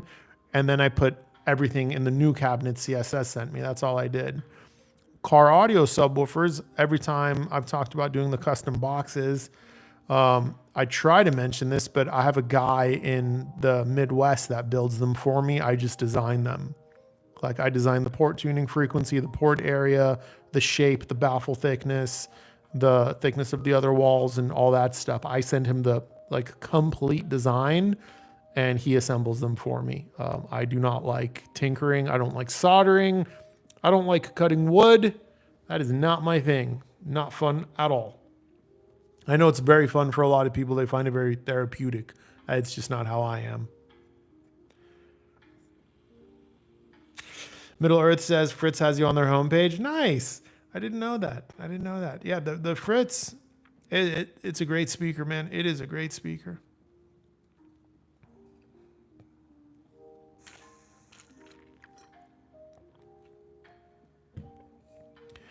Matt Wright says, hey, Nemo, regarding your earlier statement about system synergy, I found that combining a tube preamp and DAC with a solid state amplifier is a great match. Yeah, I've heard a lot of people say that. I'm more of a fan of matching my preamp to my monoblocks or power amp. I don't like mixing, but I know that that is a common thing a lot of guys did for a long time. Back in the day, using a tube preamp with Class D monoblocks like DJ amps was kind of popular for a while. Bob Bear says, "Hey Nemo, I have Cardis interconnects on trial. I like the sound. I'm from the UK and know nothing about the company. Are they well-regarded brand?" Yeah, yeah. Cardis is good stuff. Yeah, Cardis is rated highly. There's certainly some prestige to the brand. That's a high-end cable brand here. Yeah, and they're super cool people. I've met them a few times at Axpona, and they are so down to earth. They always have such a cool room. They're just like good, cool people. You know, they're not like pinky up snobs at all. Really great people. I like those guys a lot. But yeah, their brand is very well regarded.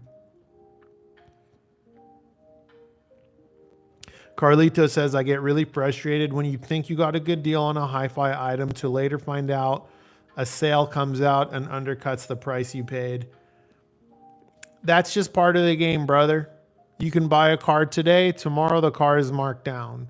You can buy a house today, tomorrow property prices go down.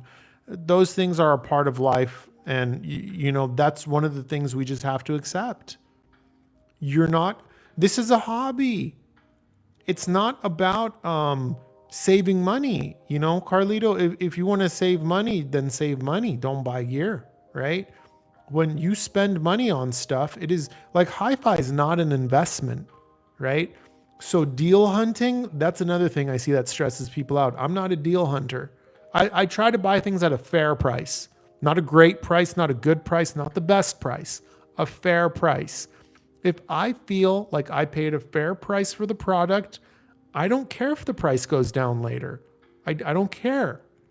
You cannot be so attached to money and the concept of like not losing money or making like the best deal possible to the point it bothers you. Then you don't own money. Money owns you, right? It like every time I buy a speaker to review it, I don't really do that anymore, but I used to. And then I sell it when the review's over, right? Because back in the day, my channel was small. I didn't get review samples. I had to buy the stuff. I'd lose money. Like, it's okay. It's part of the game, you know? You got to, in every hobby, you have to be willing to take some losses.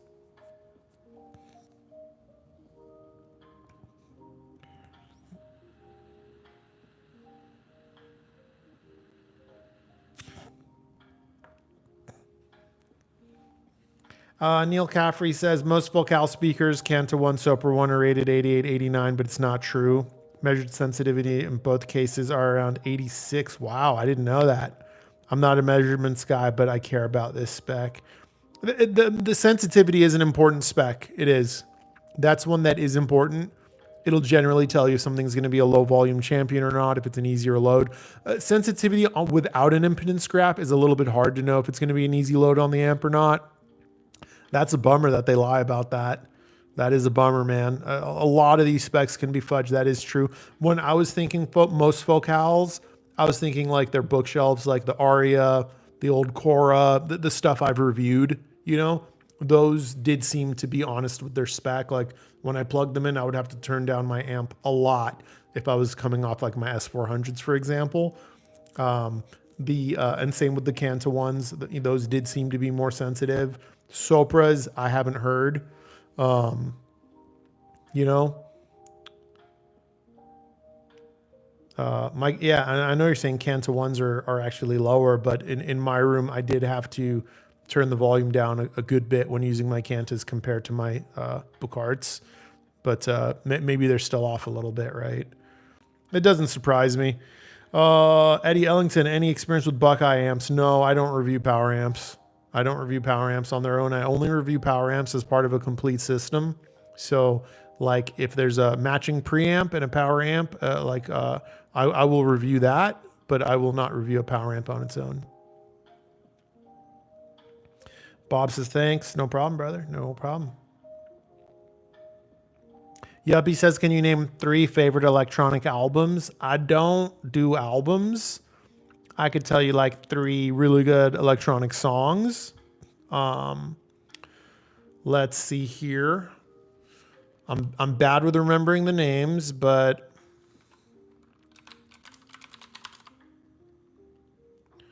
Lily by Alan Walker is really good. One Thing Right by Marshmello, I really like.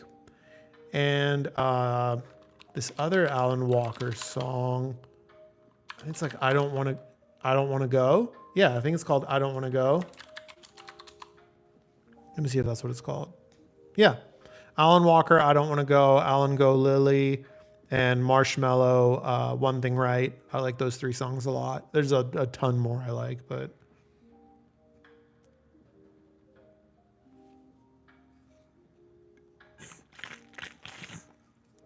damn, this is empty. I've never finished this in a stream. I was out in like 100-degree weather yesterday and the humidity was really low, so I think I got dry.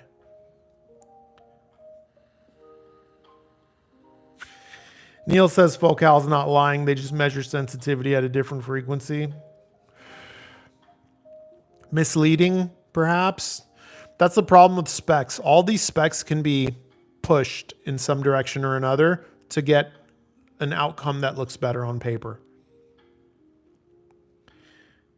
King Dranzer says, I don't know. It is for regular upgraders or people who just go for the best that is out every few years. But for me, if I purchase a set of speakers, I see them as a long-term investment, not replacing or upgrading for a good decade, if not longer. Yeah, then at that point, then yeah, that's a. So the word investment, generally implies there's some profit to be had. So like in that regard, no. But in terms of like a good financial decision, yeah, if you're going to buy a set of speakers, regardless of the price, and get 10 years of joy out of them, of course, that is money well spent. Absolutely. Absolutely. Bone Scan says, since you had mentioned Dynaudio EMIT 20 earlier, I took a look at some of their options, saw the Core 7 and was wondering if okay for a small room or near field only. And also Yup Media says, thank you. I don't know what the Core 7 is. Let me look at that. Is that a Dynaudio product?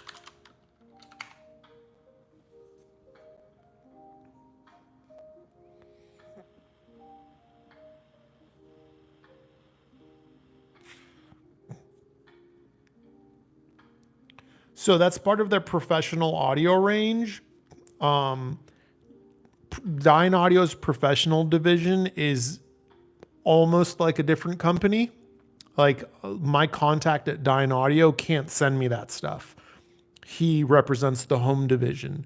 So I would have to get linked up with someone else to review their studio level stuff. I don't know what the Core 7 is. Like some of their studio stuff is similar to their home stuff, but not identical. And some is just entirely like unique product. Like this Core 7, it looks to be like its own product. I don't know anything about it. I don't review Pro Audio, and that is technically Pro Audio.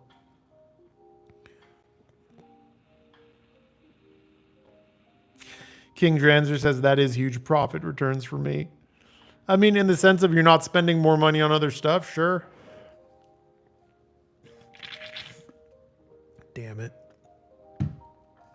How long have we been doing this? 83 minutes? Give me a second, guys. I'm going to go to the fridge, grab a drink. Be back in maybe 11 seconds if anyone wants to time it.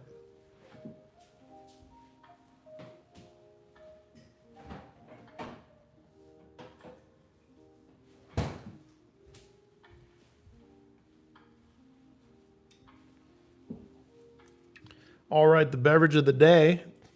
We've got Waterloo Strawberry. This is a very good one for those of you that haven't tried it. And again, we have to open it the audiophile way. Those of you that don't know, us audiophiles, we don't like sharp sounds. A can opening is a sharp sound. I don't like that. Just place your thumb right there on the tab. Watch this. Push down just a little bit. The crack is gone. It's so much more subtle. It doesn't echo in the room.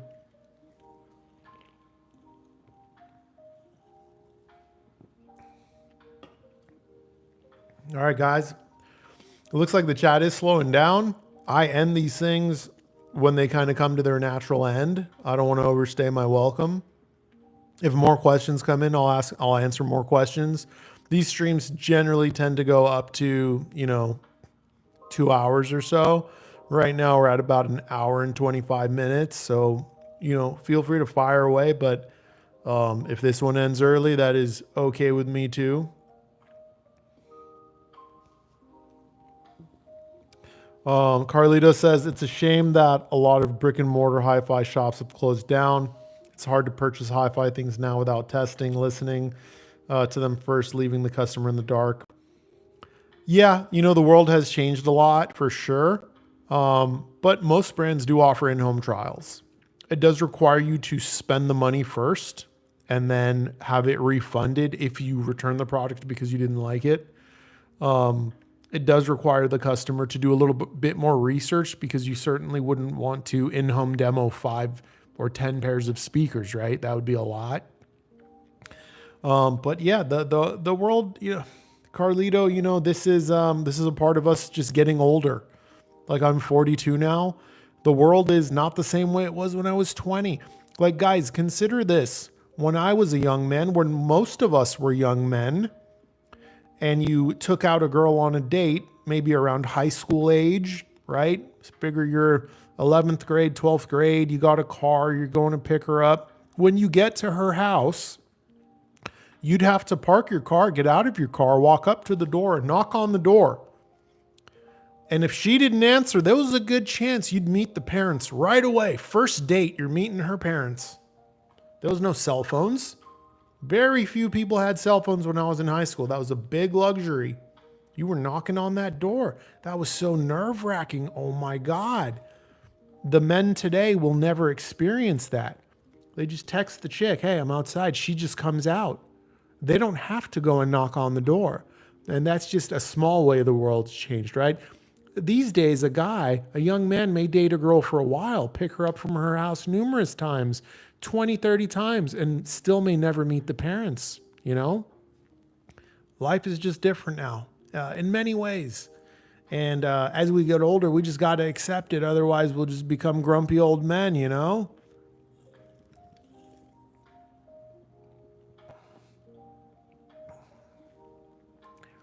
MRP says actual life hack. I'm not sure what you're referring to.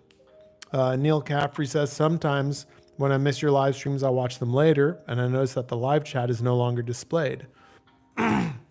You have to click, I think, chat replay, and then it will show you the live chat like as it happened in like time aligned.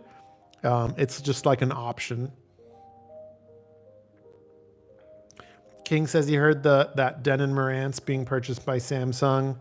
And there goes the long-term reliability and quality products at times. Not necessarily, King. Ferrari has changed hands many times. And they've not taken a hit. Lamborghini was bought by Volkswagen Group many years ago. And I don't think anyone had high hopes for that. And that turned out to be the best thing that could have ever happened to Lamborghini. Oh my God. The Lamborghinis of today under Volkswagen Group's ownership are superior in every way compared to the Lamborghinis of old. They have come so far, So a big company buying a smaller company is not always a downgrade. It certainly can be. It can be. Many brands have been bought and run into the ground, sure. But that's not always the case. We got to, wait and we'll see what happens, right? Neil says, Google says that this feature can be turned on or off by the channel owner after the stream ends.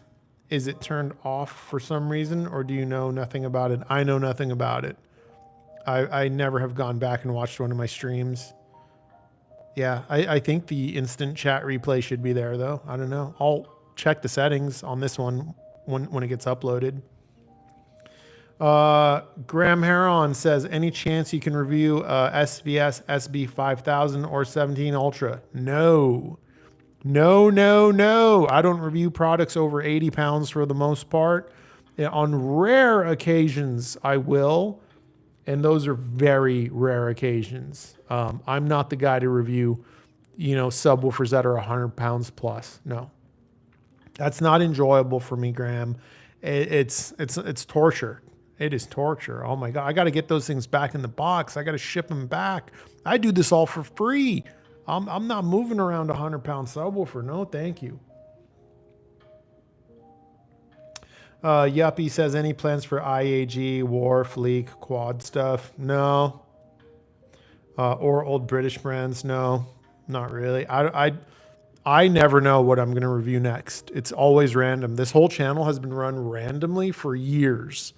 There's no plan. There's no methodology. Right now, I have the next 3 weeks of videos lined up, and I have no other reviews. I have no idea what I'm going to review next. I have nothing. I'll have to send some emails and see what happens.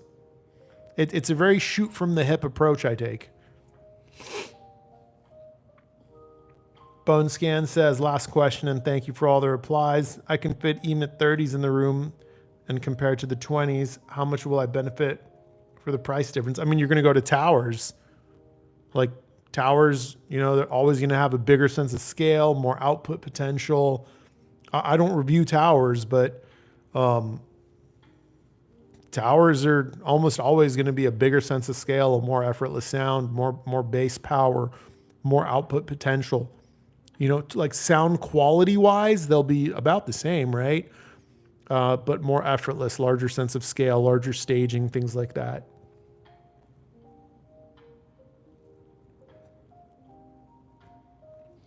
Sammy's asking if I use I2S to stream and why sometimes it doesn't work. Mine always works. I have I2S between my DDC. So I go Blue Sound node USB into the DDC, DDC I squared S out into the DAC, and then XLR from the DAC out into my preamp. I've never had a problem. Yeah, I'm sorry you're having a problem. Maybe try a different HDMI cable. Maybe the one you have is just got a problem. Maybe it's not ideal. Just try ordering like a $10 one off of Amazon, like a 1 foot or a 2 foot or whatever length you need. See if that makes a difference.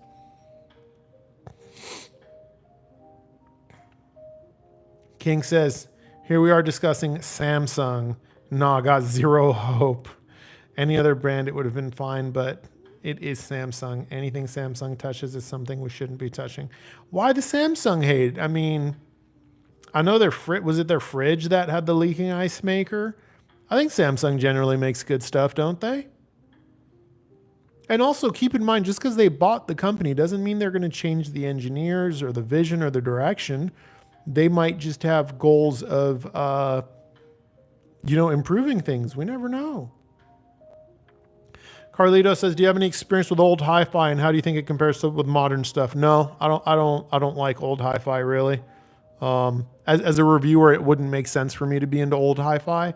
It doesn't make sense to review something that cannot be purchased, or like when you go to purchase it because it's in the used market, the quality can have a lot of variance, or it may have been worked on, it may have been up. It doesn't make sense for me. Bone Scan says, off topic, but any opinions or experience with the Cadillac CT5 Blackwing? I never drove the CT5 Blackwing. I've only driven the CTS-V. It was the 2018 model. I know they don't make that one under that name anymore. The CT5 Blackwing seems pretty cool, but I've never driven one. They're not super popular out here, and for the price they're asking for it, there's just other things I'd rather have. Like, let me look it up. See what the price is, and I'll tell you what I would get instead.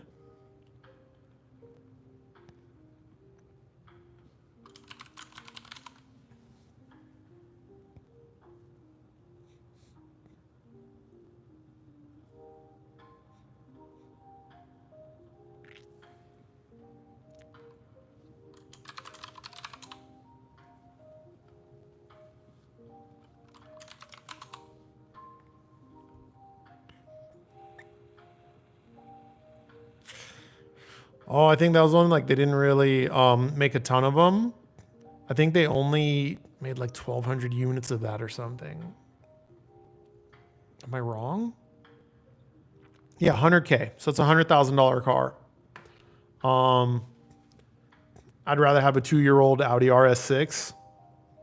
I probably wouldn't take like a G80 M3 M4. I probably wouldn't. I'm not a big fan of those. They're great cars, just not for me. I think this is the one with the turbo V8. Let me see.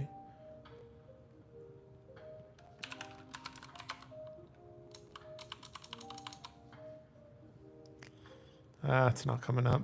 They're badass cars. They're badass cars. Yeah, I guess I'd consider one because it's hard to let me see what fucking engine they have. Jesus Christ. Because I'm a big like engine guy, right? Like the engine really matters. So it's a supercharged 6.2 liter V8. So I'm a big fan of V8s. So that would be on my radar if I was buying a car today, because a lot of the cars that used to be super cool don't have V8s in them anymore. Like I drive a 2018 Audi S7. That's a twin turbo V8. The new Audi S7 has a 2.9 liter V6. Fuck that. I'm not interested in that. I think big body cars should have big body engines, right? The BMW M550 is the only one that still has its twin turbo V8 in that price range. The Mercedes CLS used to have a V8 option. Now it's a twin turbo V6 or an inline six. I can't remember. So a lot of those $100,000 sedans that had V8s now have 6 cylinders. So the few that are left that have V8s, I'm a big fan of. In terms of its quality, how it drives, how its transmission is, the gear ratios, couldn't tell you. Like I love my car. Gearing could be a little shorter though. I do wish the gearing was a little shorter.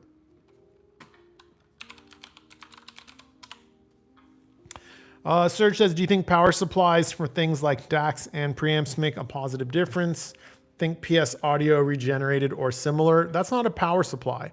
That's a power conditioner, isn't it? Kind of like the tie hang I reviewed. Watch my tie hang review. Yeah, that is definitely an upgrade, man. The tie hang was incredible. Like I really wanted to buy it. It was such an upgrade. I couldn't believe it. Yeah, those things make a difference. I can't speak for all of them. The tie hang, based on its internal components and other ones I looked up on Google, does seem to give you quite a bit more for your money. Like when I was comparing the tie hang to other products, other power conditioners, it seemed like the internal components of the tie hang were more on par with like $3,000 and up power conditioners from other brands. Like if I looked at a sub $2,000 power conditioner inside internals, the tie hang was like superior, absolutely superior. So it seems like the tie hang is giving us a lot for our money. I would check that out. I'm also a big fan of Vinshine Audio, and I think everything they make or sell is just top tier performer, just excellent and very fairly priced.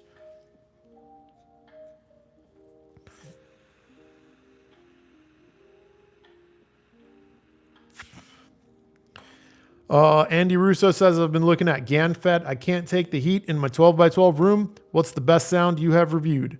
I've only ever reviewed one GANFET product, and it was the live audio monoblocks. That's my only experience with GANFET. It was incredible. It was very, very good. If you want to check out that review, but I don't review a lot of Class D stuff. I don't tend to like Class D stuff, but the live GANFETs were fantastic. Cece says, so what have you lined up for the next 3 weeks? So Fosse SP601 bookshelf speaker, $399. Very good, actually. Very good. I found a Fosse product I like. This is the first Fosse product I actually really like. Bright in the treble, but a good quality treble. So very energetic, very lively. Mid-range, barely V-curve, barely. Bass, really powerful, way more powerful than you generally get for such little money. Usually the $400 and below speakers don't have a ton of bass. This Fosse speaker has a good amount of bass and it's relatively tight bass. I could not believe it.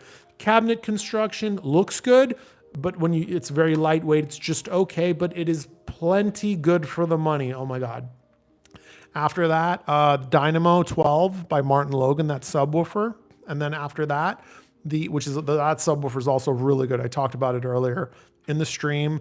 It is my favorite modern subwoofer so far. And when I say modern subwoofer, I'm talking about a subwoofer with a cell phone app, a DSP, possibly room correction, things like that. Like a subwoofer that is not a purely analog design like Rel, Rhythmic, JL Audio, Vanguard Caldera, right? The Dynamo is so good, really good sound quality. And then after that, I'm going to be doing an updated review on the Rhythmic F12 because I feel like my review is very old now. It's very out of date. The price has changed a lot and it needs a new 2025 review. Those are the next 3 videos. King says Samsung makes the worst products throughout besides SSDs. I don't know if I agree, but yeah. M5.1.2 says, thanks for being so nice. I'm not that nice actually, but I'm happy you feel that way about me. Some people think I'm kind of an asshole, and I can be. I think I'm just like not like I don't consider people's emotions when I like answer and talk to them because I'm like we're men. We're having like a candid conversation here. Like I don't need to like tiptoe around shit. So a lot of people don't consider me nice, but I'm happy you appreciate my personality. He's looking at getting there's a typo there. I think you're referring to the Rel 1205 Mark II or a SVS PB3000 or a Klipsch R1200 for home theater and music. My room is medium to large. Also looking at RSL 12, but it is large. Thank you. So those are some really different subwoofers. The PB3000, that's going to be a pretty serious sub in terms of its output capability, right? The RP1200 SW is going to give you a lot of really good low-end rumble. It's going to be cheaper than the SVS. It's not going to get as loud, but it still can get really loud. The SVS has better bass quality than the Klipsch. The Klipsch is a little bit soft with its attack. Think your typical vented sub. That's what the Klipsch sounds like. It's not terrible, but it doesn't have the best note-to-note distinction, but it does get very low and has very good rumble effects. The PB3000 is the upgrade. The RSL12S is the just value king in this situation. Yes, it's larger. Yes, it's giving you the most for your money. It's going to have the best sound quality, the best transient response out of the 3 vented subs. If it's too big, which I understand, just do keep in mind the PB3000 is not that much smaller. The PB3000 and the RSL12S are pretty close in size. As far as the Rel 1205 Mark II, that just doesn't make sense to be in this comparison. That is a compact sealed subwoofer. It is fantastic. Yes, its sound quality and its bass fidelity is a little bit better than all 3 options, but it is so much smaller. It does not have anywhere near the output of any of those 3 options or like the low end forcefulness at all. Good option, good sound quality, but a small sealed 12 cannot compete with large vented models. You would need 2 1205 Mark IIs to even come close to like a single RP1200 SW, and still I don't think it would be that close. I think a single PB3000, a single RP1200 SW, or a single RSL12S will still have more output capability and more low-end force than a pair of 1205 Mark IIs. And I love the 1205 Mark IIs, but size matters. It really matters. And it's just considerably smaller than the other 3. Doesn't mean you won't love it. I don't know how much output you want. I think a pair of 12s is a lot of output for a lot of people. If you want your theater to sound as close as possible to a real theater, you're probably going to want to go with the vented options. If you want sealed, you want to go like 15-inch and up.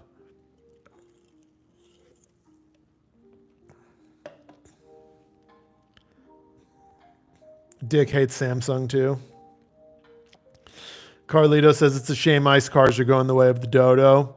Actually, that's changing. That is changing. EV sales have been so bad that Mercedes is currently developing a new V8 Audi is backpedaling their promise of an all-electric future, and they are going back to focusing on combustion engines. Toyota has constantly rejected the concept that EV is the future and just released a new, really good four-cylinder engine that's capable of 400 horsepower or more when paired with hybrid. ICE is coming back, ladies and gentlemen. We are so back when it comes to cars. Yeah, a lot of the car brands are backpedaling their EV projections. Yup says, more important question, are you a tea or coffee person? So being Middle Eastern, both. Come on, both. Both, absolutely. They're so different. They're so different. The very concept of someone saying they're one or the other, it just doesn't make sense. Tea time and coffee time are totally different energies. I love both tremendously. I will go ahead and say tea is the more refined experience. Tea is just like black tea versus black coffee, like no sugar, no cream, no nothing. Black tea is the superior experience. A high quality tea beats a high quality coffee all day of the week. But coffee is more like we sip, we enjoy, like we're there for the whole experience. Coffee 9 times out of 10 is for the effect, and people pretend they like the taste.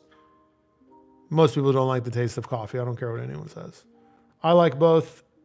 Tea is slightly better, I think, overall.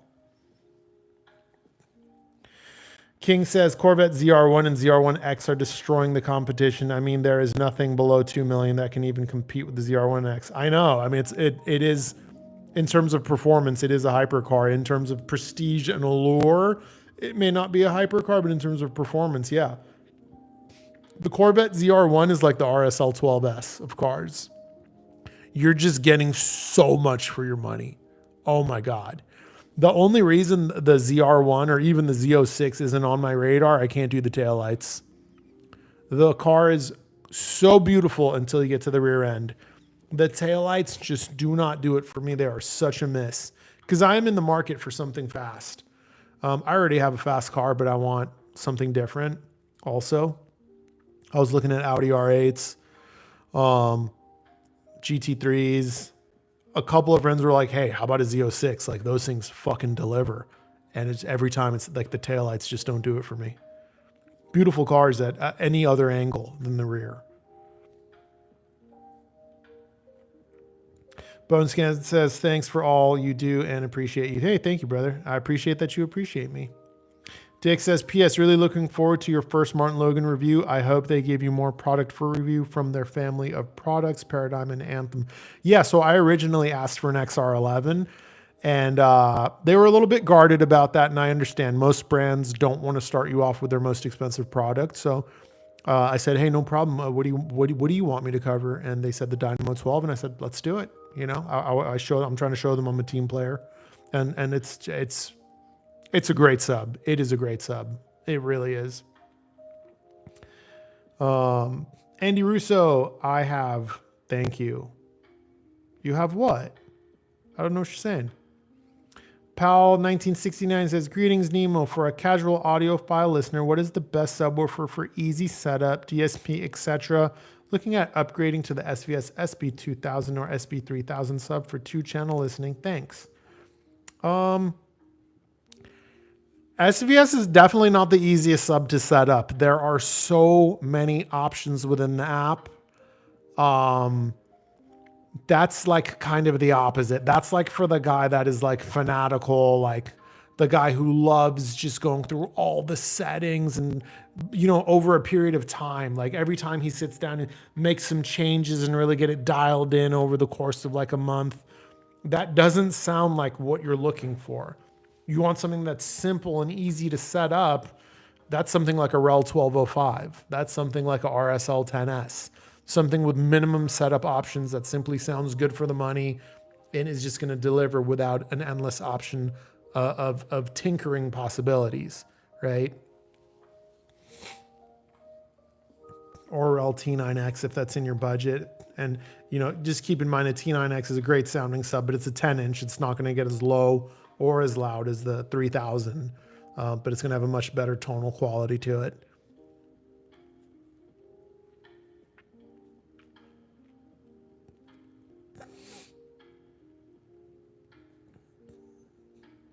From bro, Powerlifter. Powerlifter says, give me a good 10-inch sub for Europe. That's just 500 euro. So if you were in the US, I can answer questions like that. Like, this is my budget, pick something for me. In other countries, I can't do that because I don't know what's available in your region. I don't know what stuff costs in your region. So anyone who's in a different country than the US, the only way I can help you is if you're like, hey, I'm thinking about buying this or this. Which one's better? Or what do you think? I can help with that, but I can't just pick something. I don't know what stuff costs out there, and I don't know what your options are. Every time I recommend a sub to someone in Europe, they're like, it's not available.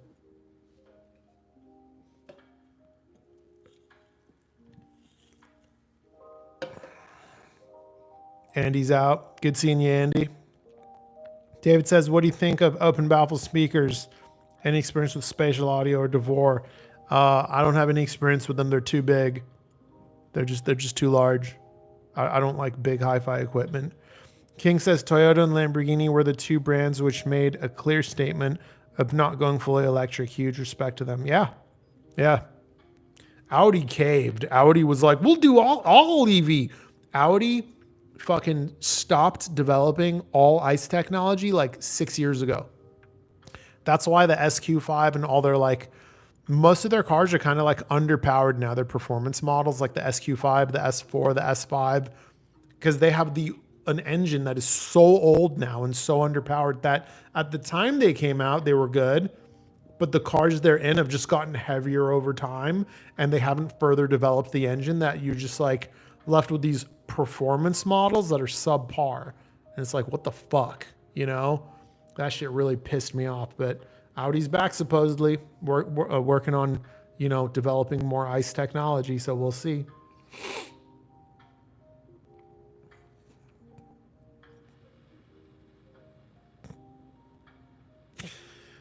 Matt Wright. Hey, Nemo, any experience with the paranormal you'd like to share? No. I would not like to share. Experience, yes. Like to share? No. Middle Earth, good subwoofer for low SPL as I listen at lower volumes. No DSP, something that will dip below 30 hertz in room, music only, no HT. Rhythmic F12. Oh, low level listening? No. So low level listening, no, because the Rhythmic is stiff. You could set the damping to low and it'll sound better at low volumes, but the Rhythmic F12 likes to get a little louder. Honestly, so the subs that actually have the best low level performance tend to be vented subs, but they tend to not have the best sound quality. So if it's in the budget, Rhythmic LV12M or FVX12, those are great low level subs. They can get loud too. You wanting it to go below 30 hertz kind of limits your options to those two. There's like the Rel T9X, but I think that cuts off right around 27. I don't know if that's low enough for you. Yeah, those are my recommendations. Like that's like the best. I'm not saying there's no other subs that are good, but like if you want the best, that's that. Sammy says he likes coffee in the morning and hot tea in the afternoon. I'm originally Lebanese. Nice. I can see that. M5 says he's confused on ported versus sealed. What are you confused about? Let me know. I'll answer. Yup says, not a question, but on the topic of subwoofers, now I'm waiting for the morning to screw the last screws into the homemade sub and turn it on for the first time. Nice, dude. Nice. You get some big output with DIY subs. Douglas says he really loved the Philharmonic BMR review. Prefer to pair. What do you mean you prefer to pair? I think maybe you typed the wrong word. It doesn't make sense. Boneskin says, my 2 cents on subs. In my experience, I prefer Sue over SVS. I've never really heard Sue. I'm sure they make good subs though. SVS is a good sub, but SVS is by no means like the best subwoofer in the world. SVS is the best at some things, like you want a sub with a lot of features.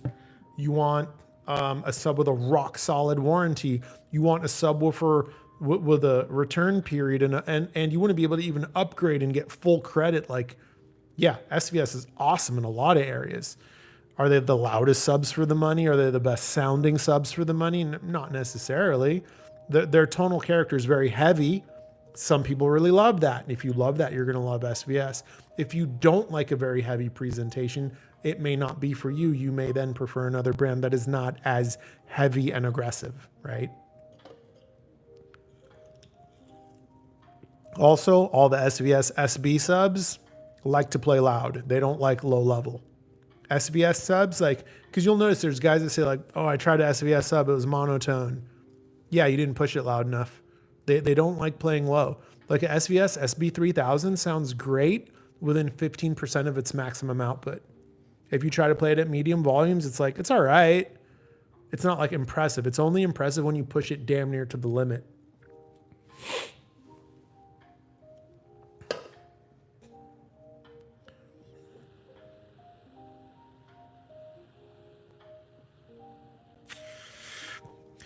King says one brand got completely screwed thanks to the EV shift. Jaguar. Oh my God, that had nothing to do with the EV, brother. That was the good old. I don't want to get political, bro. We already know. We already know that they got political.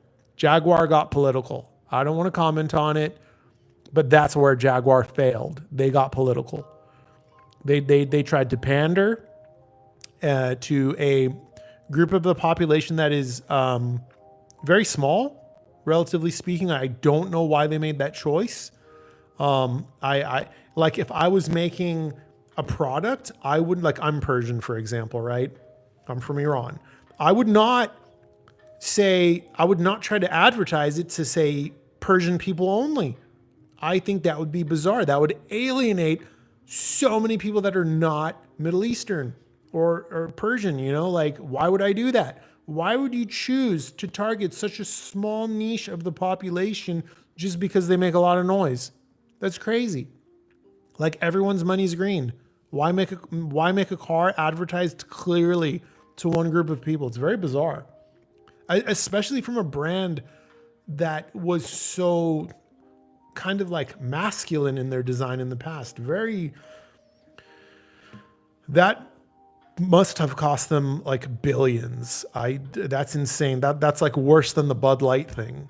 Like, I don't know. It's insane what some of these companies are doing. I think companies should not choose to be involved in politics. I think it's a very bad move.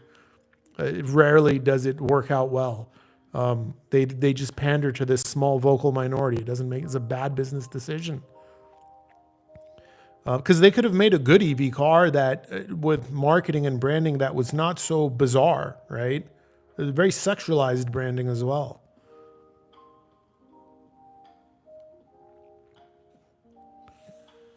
Pal says, thanks, Nemo, for your recommendation. I just thought having an app for DSP would make it easier for blending with my speakers in room. No, it's just more stuff to tinker with. Unless the app has like auto room correction and auto calibration, then it's easier, but SVS doesn't have that yet. Are SVS speakers good? Yeah, I reviewed 2 of them. I reviewed the Ultra Evolution Bookshelf and the Ultra Evolution Bookshelf Nano. They're both good. I like the Nano more for whatever that's worth. No, Dick, I did not see Porsche's patent on a 6-stroke engine. That sounds interesting. What are the other 2 strokes?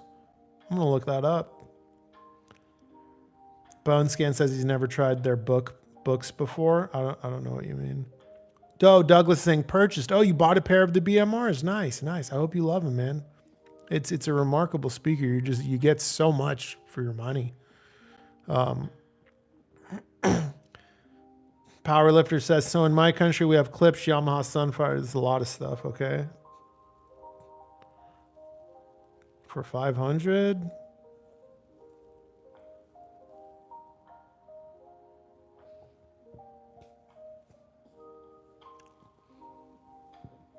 So here's the problem, Powerlifter.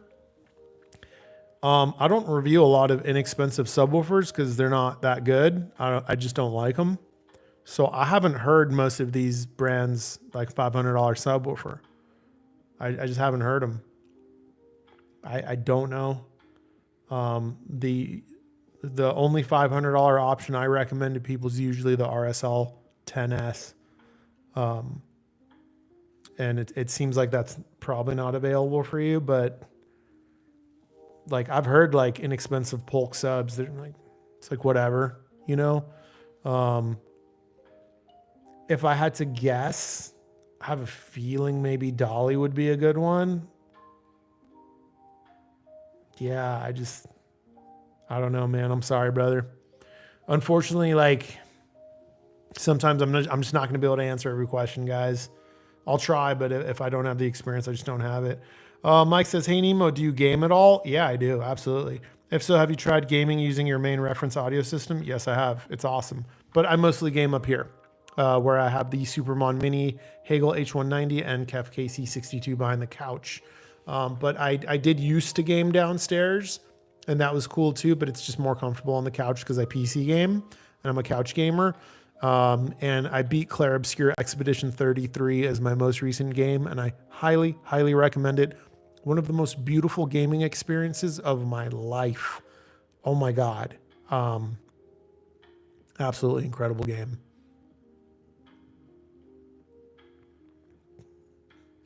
King says SVS used to be good when they were affordable pre-pandemic. Now they're very expensive for what they offer. Not worth it anymore. I don't know. I wouldn't say it's not worth it anymore because everything's gone up in price. They still give you a lot of unique products. It's one of the only brands that every single one of their products has the smart app. Every single one of their products qualifies for their right to return in-home trial. Every one of their products qualifies for a 1-year upgrade at full credit. So they do still do some things that no one else does, but they're the standard is what I like to say. SVS is like the standard. It's the standard good subwoofer, right? Best one in the world, best at everything? No, but it's the standard, right? There's nothing wrong with the standard, right? Like Toyota for many years was the standard in reliability. The standard good car. Was Toyota the fastest car? No. Was it the best looking car? No. Was it the cheapest car? No. But overall, for many years, Toyota was just considered best all around. It was the standard. That's what SVS is. They're the standard. There's nothing wrong with that.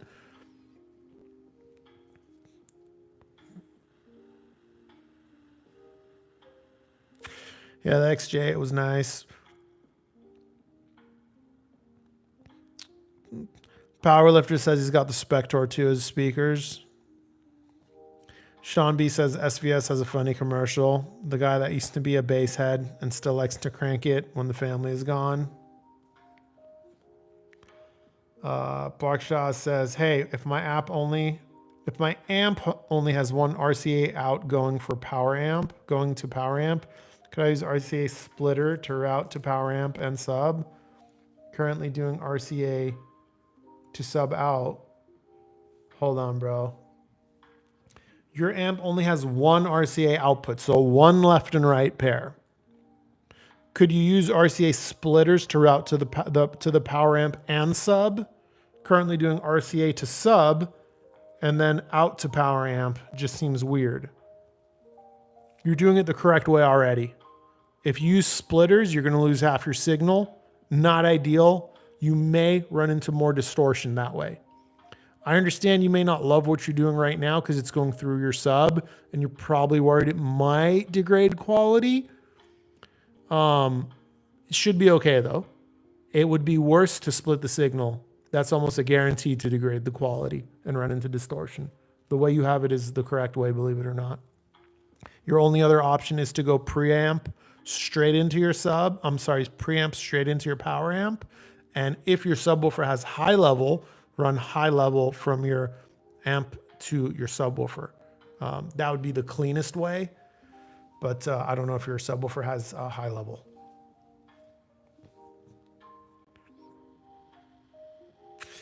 Bone Scan says, "What's your favorite gaming genre?" JRPGs. Like Star Ocean 2, Star Ocean Till the End of Time, Star Ocean The Last Hope, Final Fantasy 7, Claire Obscure Expedition 33 is not technically a JRPG. I also do love Mass Effect, but that's the only like non-JRPG game I really love.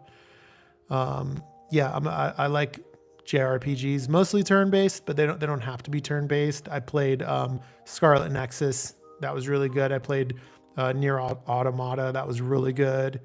Yeah, that's what I like.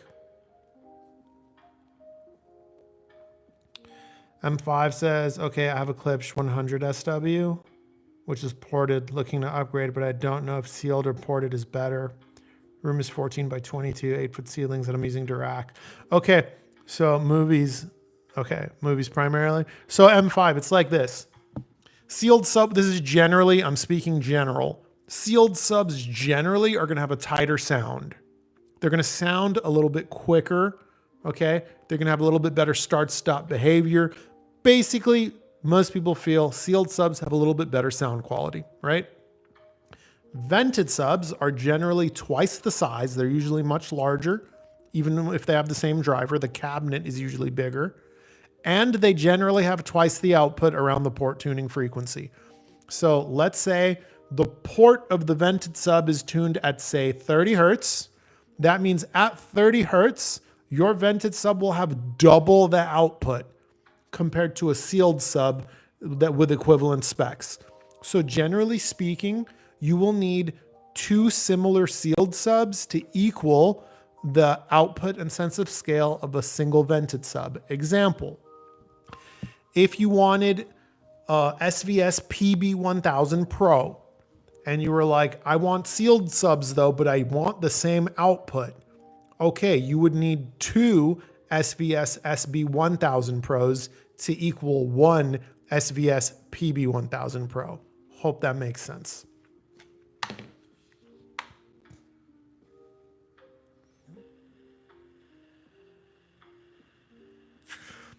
Middle Earth says Rolls 134 distribution amplifier is good for subwoofer integration and is good value. I don't know what that is. I think you've told me about this before. That fancy looking like a crossover thingy. Yeah, we've talked about this before. I remember you mentioned this to me a while ago. Sam says, any plans to review the Ever Solo play? No, I don't like Ever Solo.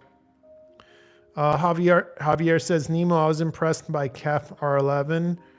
However, I don't have the 9500. Hey, bro, welcome to the human race. Most of us like something that is outside of our budget. I get it. Is there a cheaper bookshelf speaker that can do vocals like the KEF R11? Thanks. I don't know. I've never heard it. Sorry, brother. I'm sorry. Yuppie says, how about old games like Contra, Battle Tanks, Battletoads, Wolfenstein 3D? I don't really get... So some of the games I play are older games. Star Ocean 2 is a very old game. It's been remade. But I'm not big into like shooters and stuff like that. I didn't have a NES. I had a SNES. I liked the Mega Man X series. Those were really fun games. And a couple others. Like I loved Yoshi's Island. That was really fun. But I'm mostly playing like niche JRPG games. Some of them are older. I just played Ys Origins for the first time. That's a very old game. I really like that. But I'm not into like vintage gaming, no. King says his absolute favorite budget car is the Hyundai Palisade Calligraphy.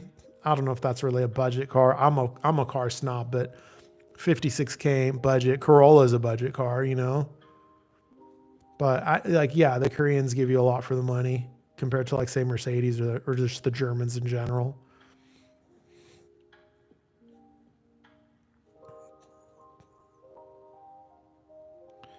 Oh yeah, Chihu is saying you might need 4 SP1000s to match one PB1000 Pro at 20 hertz. Yeah. So I was referring to like overall output. Yeah. Hard to say though. Depends on the room because the SB1000s will benefit from room gain, but I don't know where their limiter is. Javier says thanks for the response. Oh, they're just talking to each other. All right. Guys, we are at 129 minutes. That is 2 hours and 10 minutes of live streaming. That is pretty much where we generally stop. So I will give about 30 seconds for any burning desires. Then we're going to wrap it up. I've got to piss like a racehorse. I am hungry as hell. I made some incredible spaghetti. I used my grandmother's recipe, and I can't wait to eat that. So I'm going to wait a little bit. If anyone's got a burning desire of a question they want to get off their chest.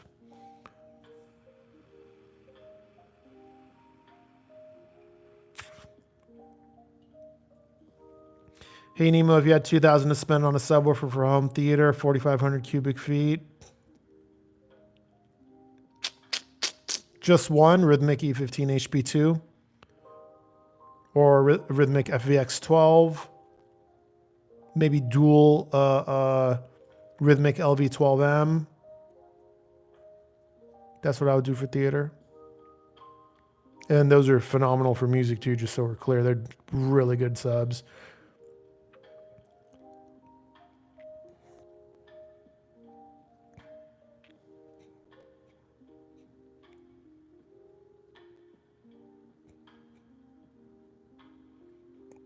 All right, looks like we had our one. Oh, would you recommend two? Yeah, two is always better than one, brother. It's gonna help with integration. You know, if you could do two Rhythmic LV12Ms, I think you'd be really happy.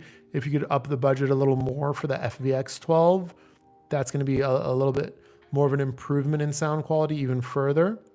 A little bit of a tighter sound, more output, more low end. It's just a little bit better overall.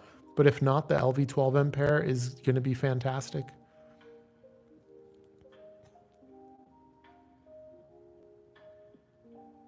An upgrade from the Emotiva DR1 monos is going to be the Kinky Studio EXB7 monos or the Live Harmony mono blocks. The reason I say that, Emotiva sound is clean and clear. The Kinky Studio sound is also clean and clear. Kinky Studio and Emotiva tonally are actually somewhat similar. Kinky Studio is just a huge step up in refinement, fidelity, sound quality, dynamics, handling of delicate passages, and fidelity overall. Live is somewhat similar, but brings some naturalness to the mid-range that Kinky Studio and Emotiva are lacking a little bit, and is even more of a step up overall.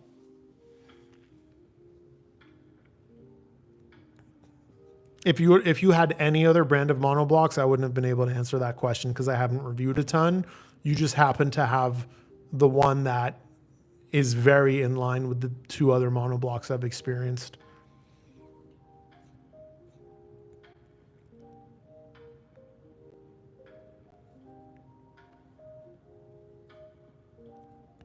You know, in some rooms, a single sub can sound fantastic. In my room, a single sub sounds fantastic. Two just sounds more balanced, but I have a single seating position. Yeah. All right, guys, look, hey, thank you for tuning in. I hope everyone enjoys their Sunday. Remember, don't let the craziness of the world bother you. Don't watch the news too much. It doesn't seem to be good for most people mentally. Remember, guys, the news is a TV show. Their goal is for you to stay glued to the channel. And the way they keep you glued to that TV screen is by scaring the hell out of you. So don't fall prey to that. As little individuals, there's only so much we can handle. You know, make sure your own house is in order. You know, clean your home. If you haven't cleaned your home recently, if you're stressed out, that'll help. I'm in the middle of cleaning my garage right now. Anyways, look, just wanted to drop a little bit of life advice. That's all I got. Thank you for everyone tuning in. I see everyone saying thank you in the chat. I appreciate that. I hope you all enjoy your Sunday. And again, for July, maybe there will be a stream, maybe not. You know what I mean? And for those of you that are chatting in here, if you want to keep chatting, you can hop in my free Discord and join there. Everyone is welcome there. Okay, guys? Thank you and take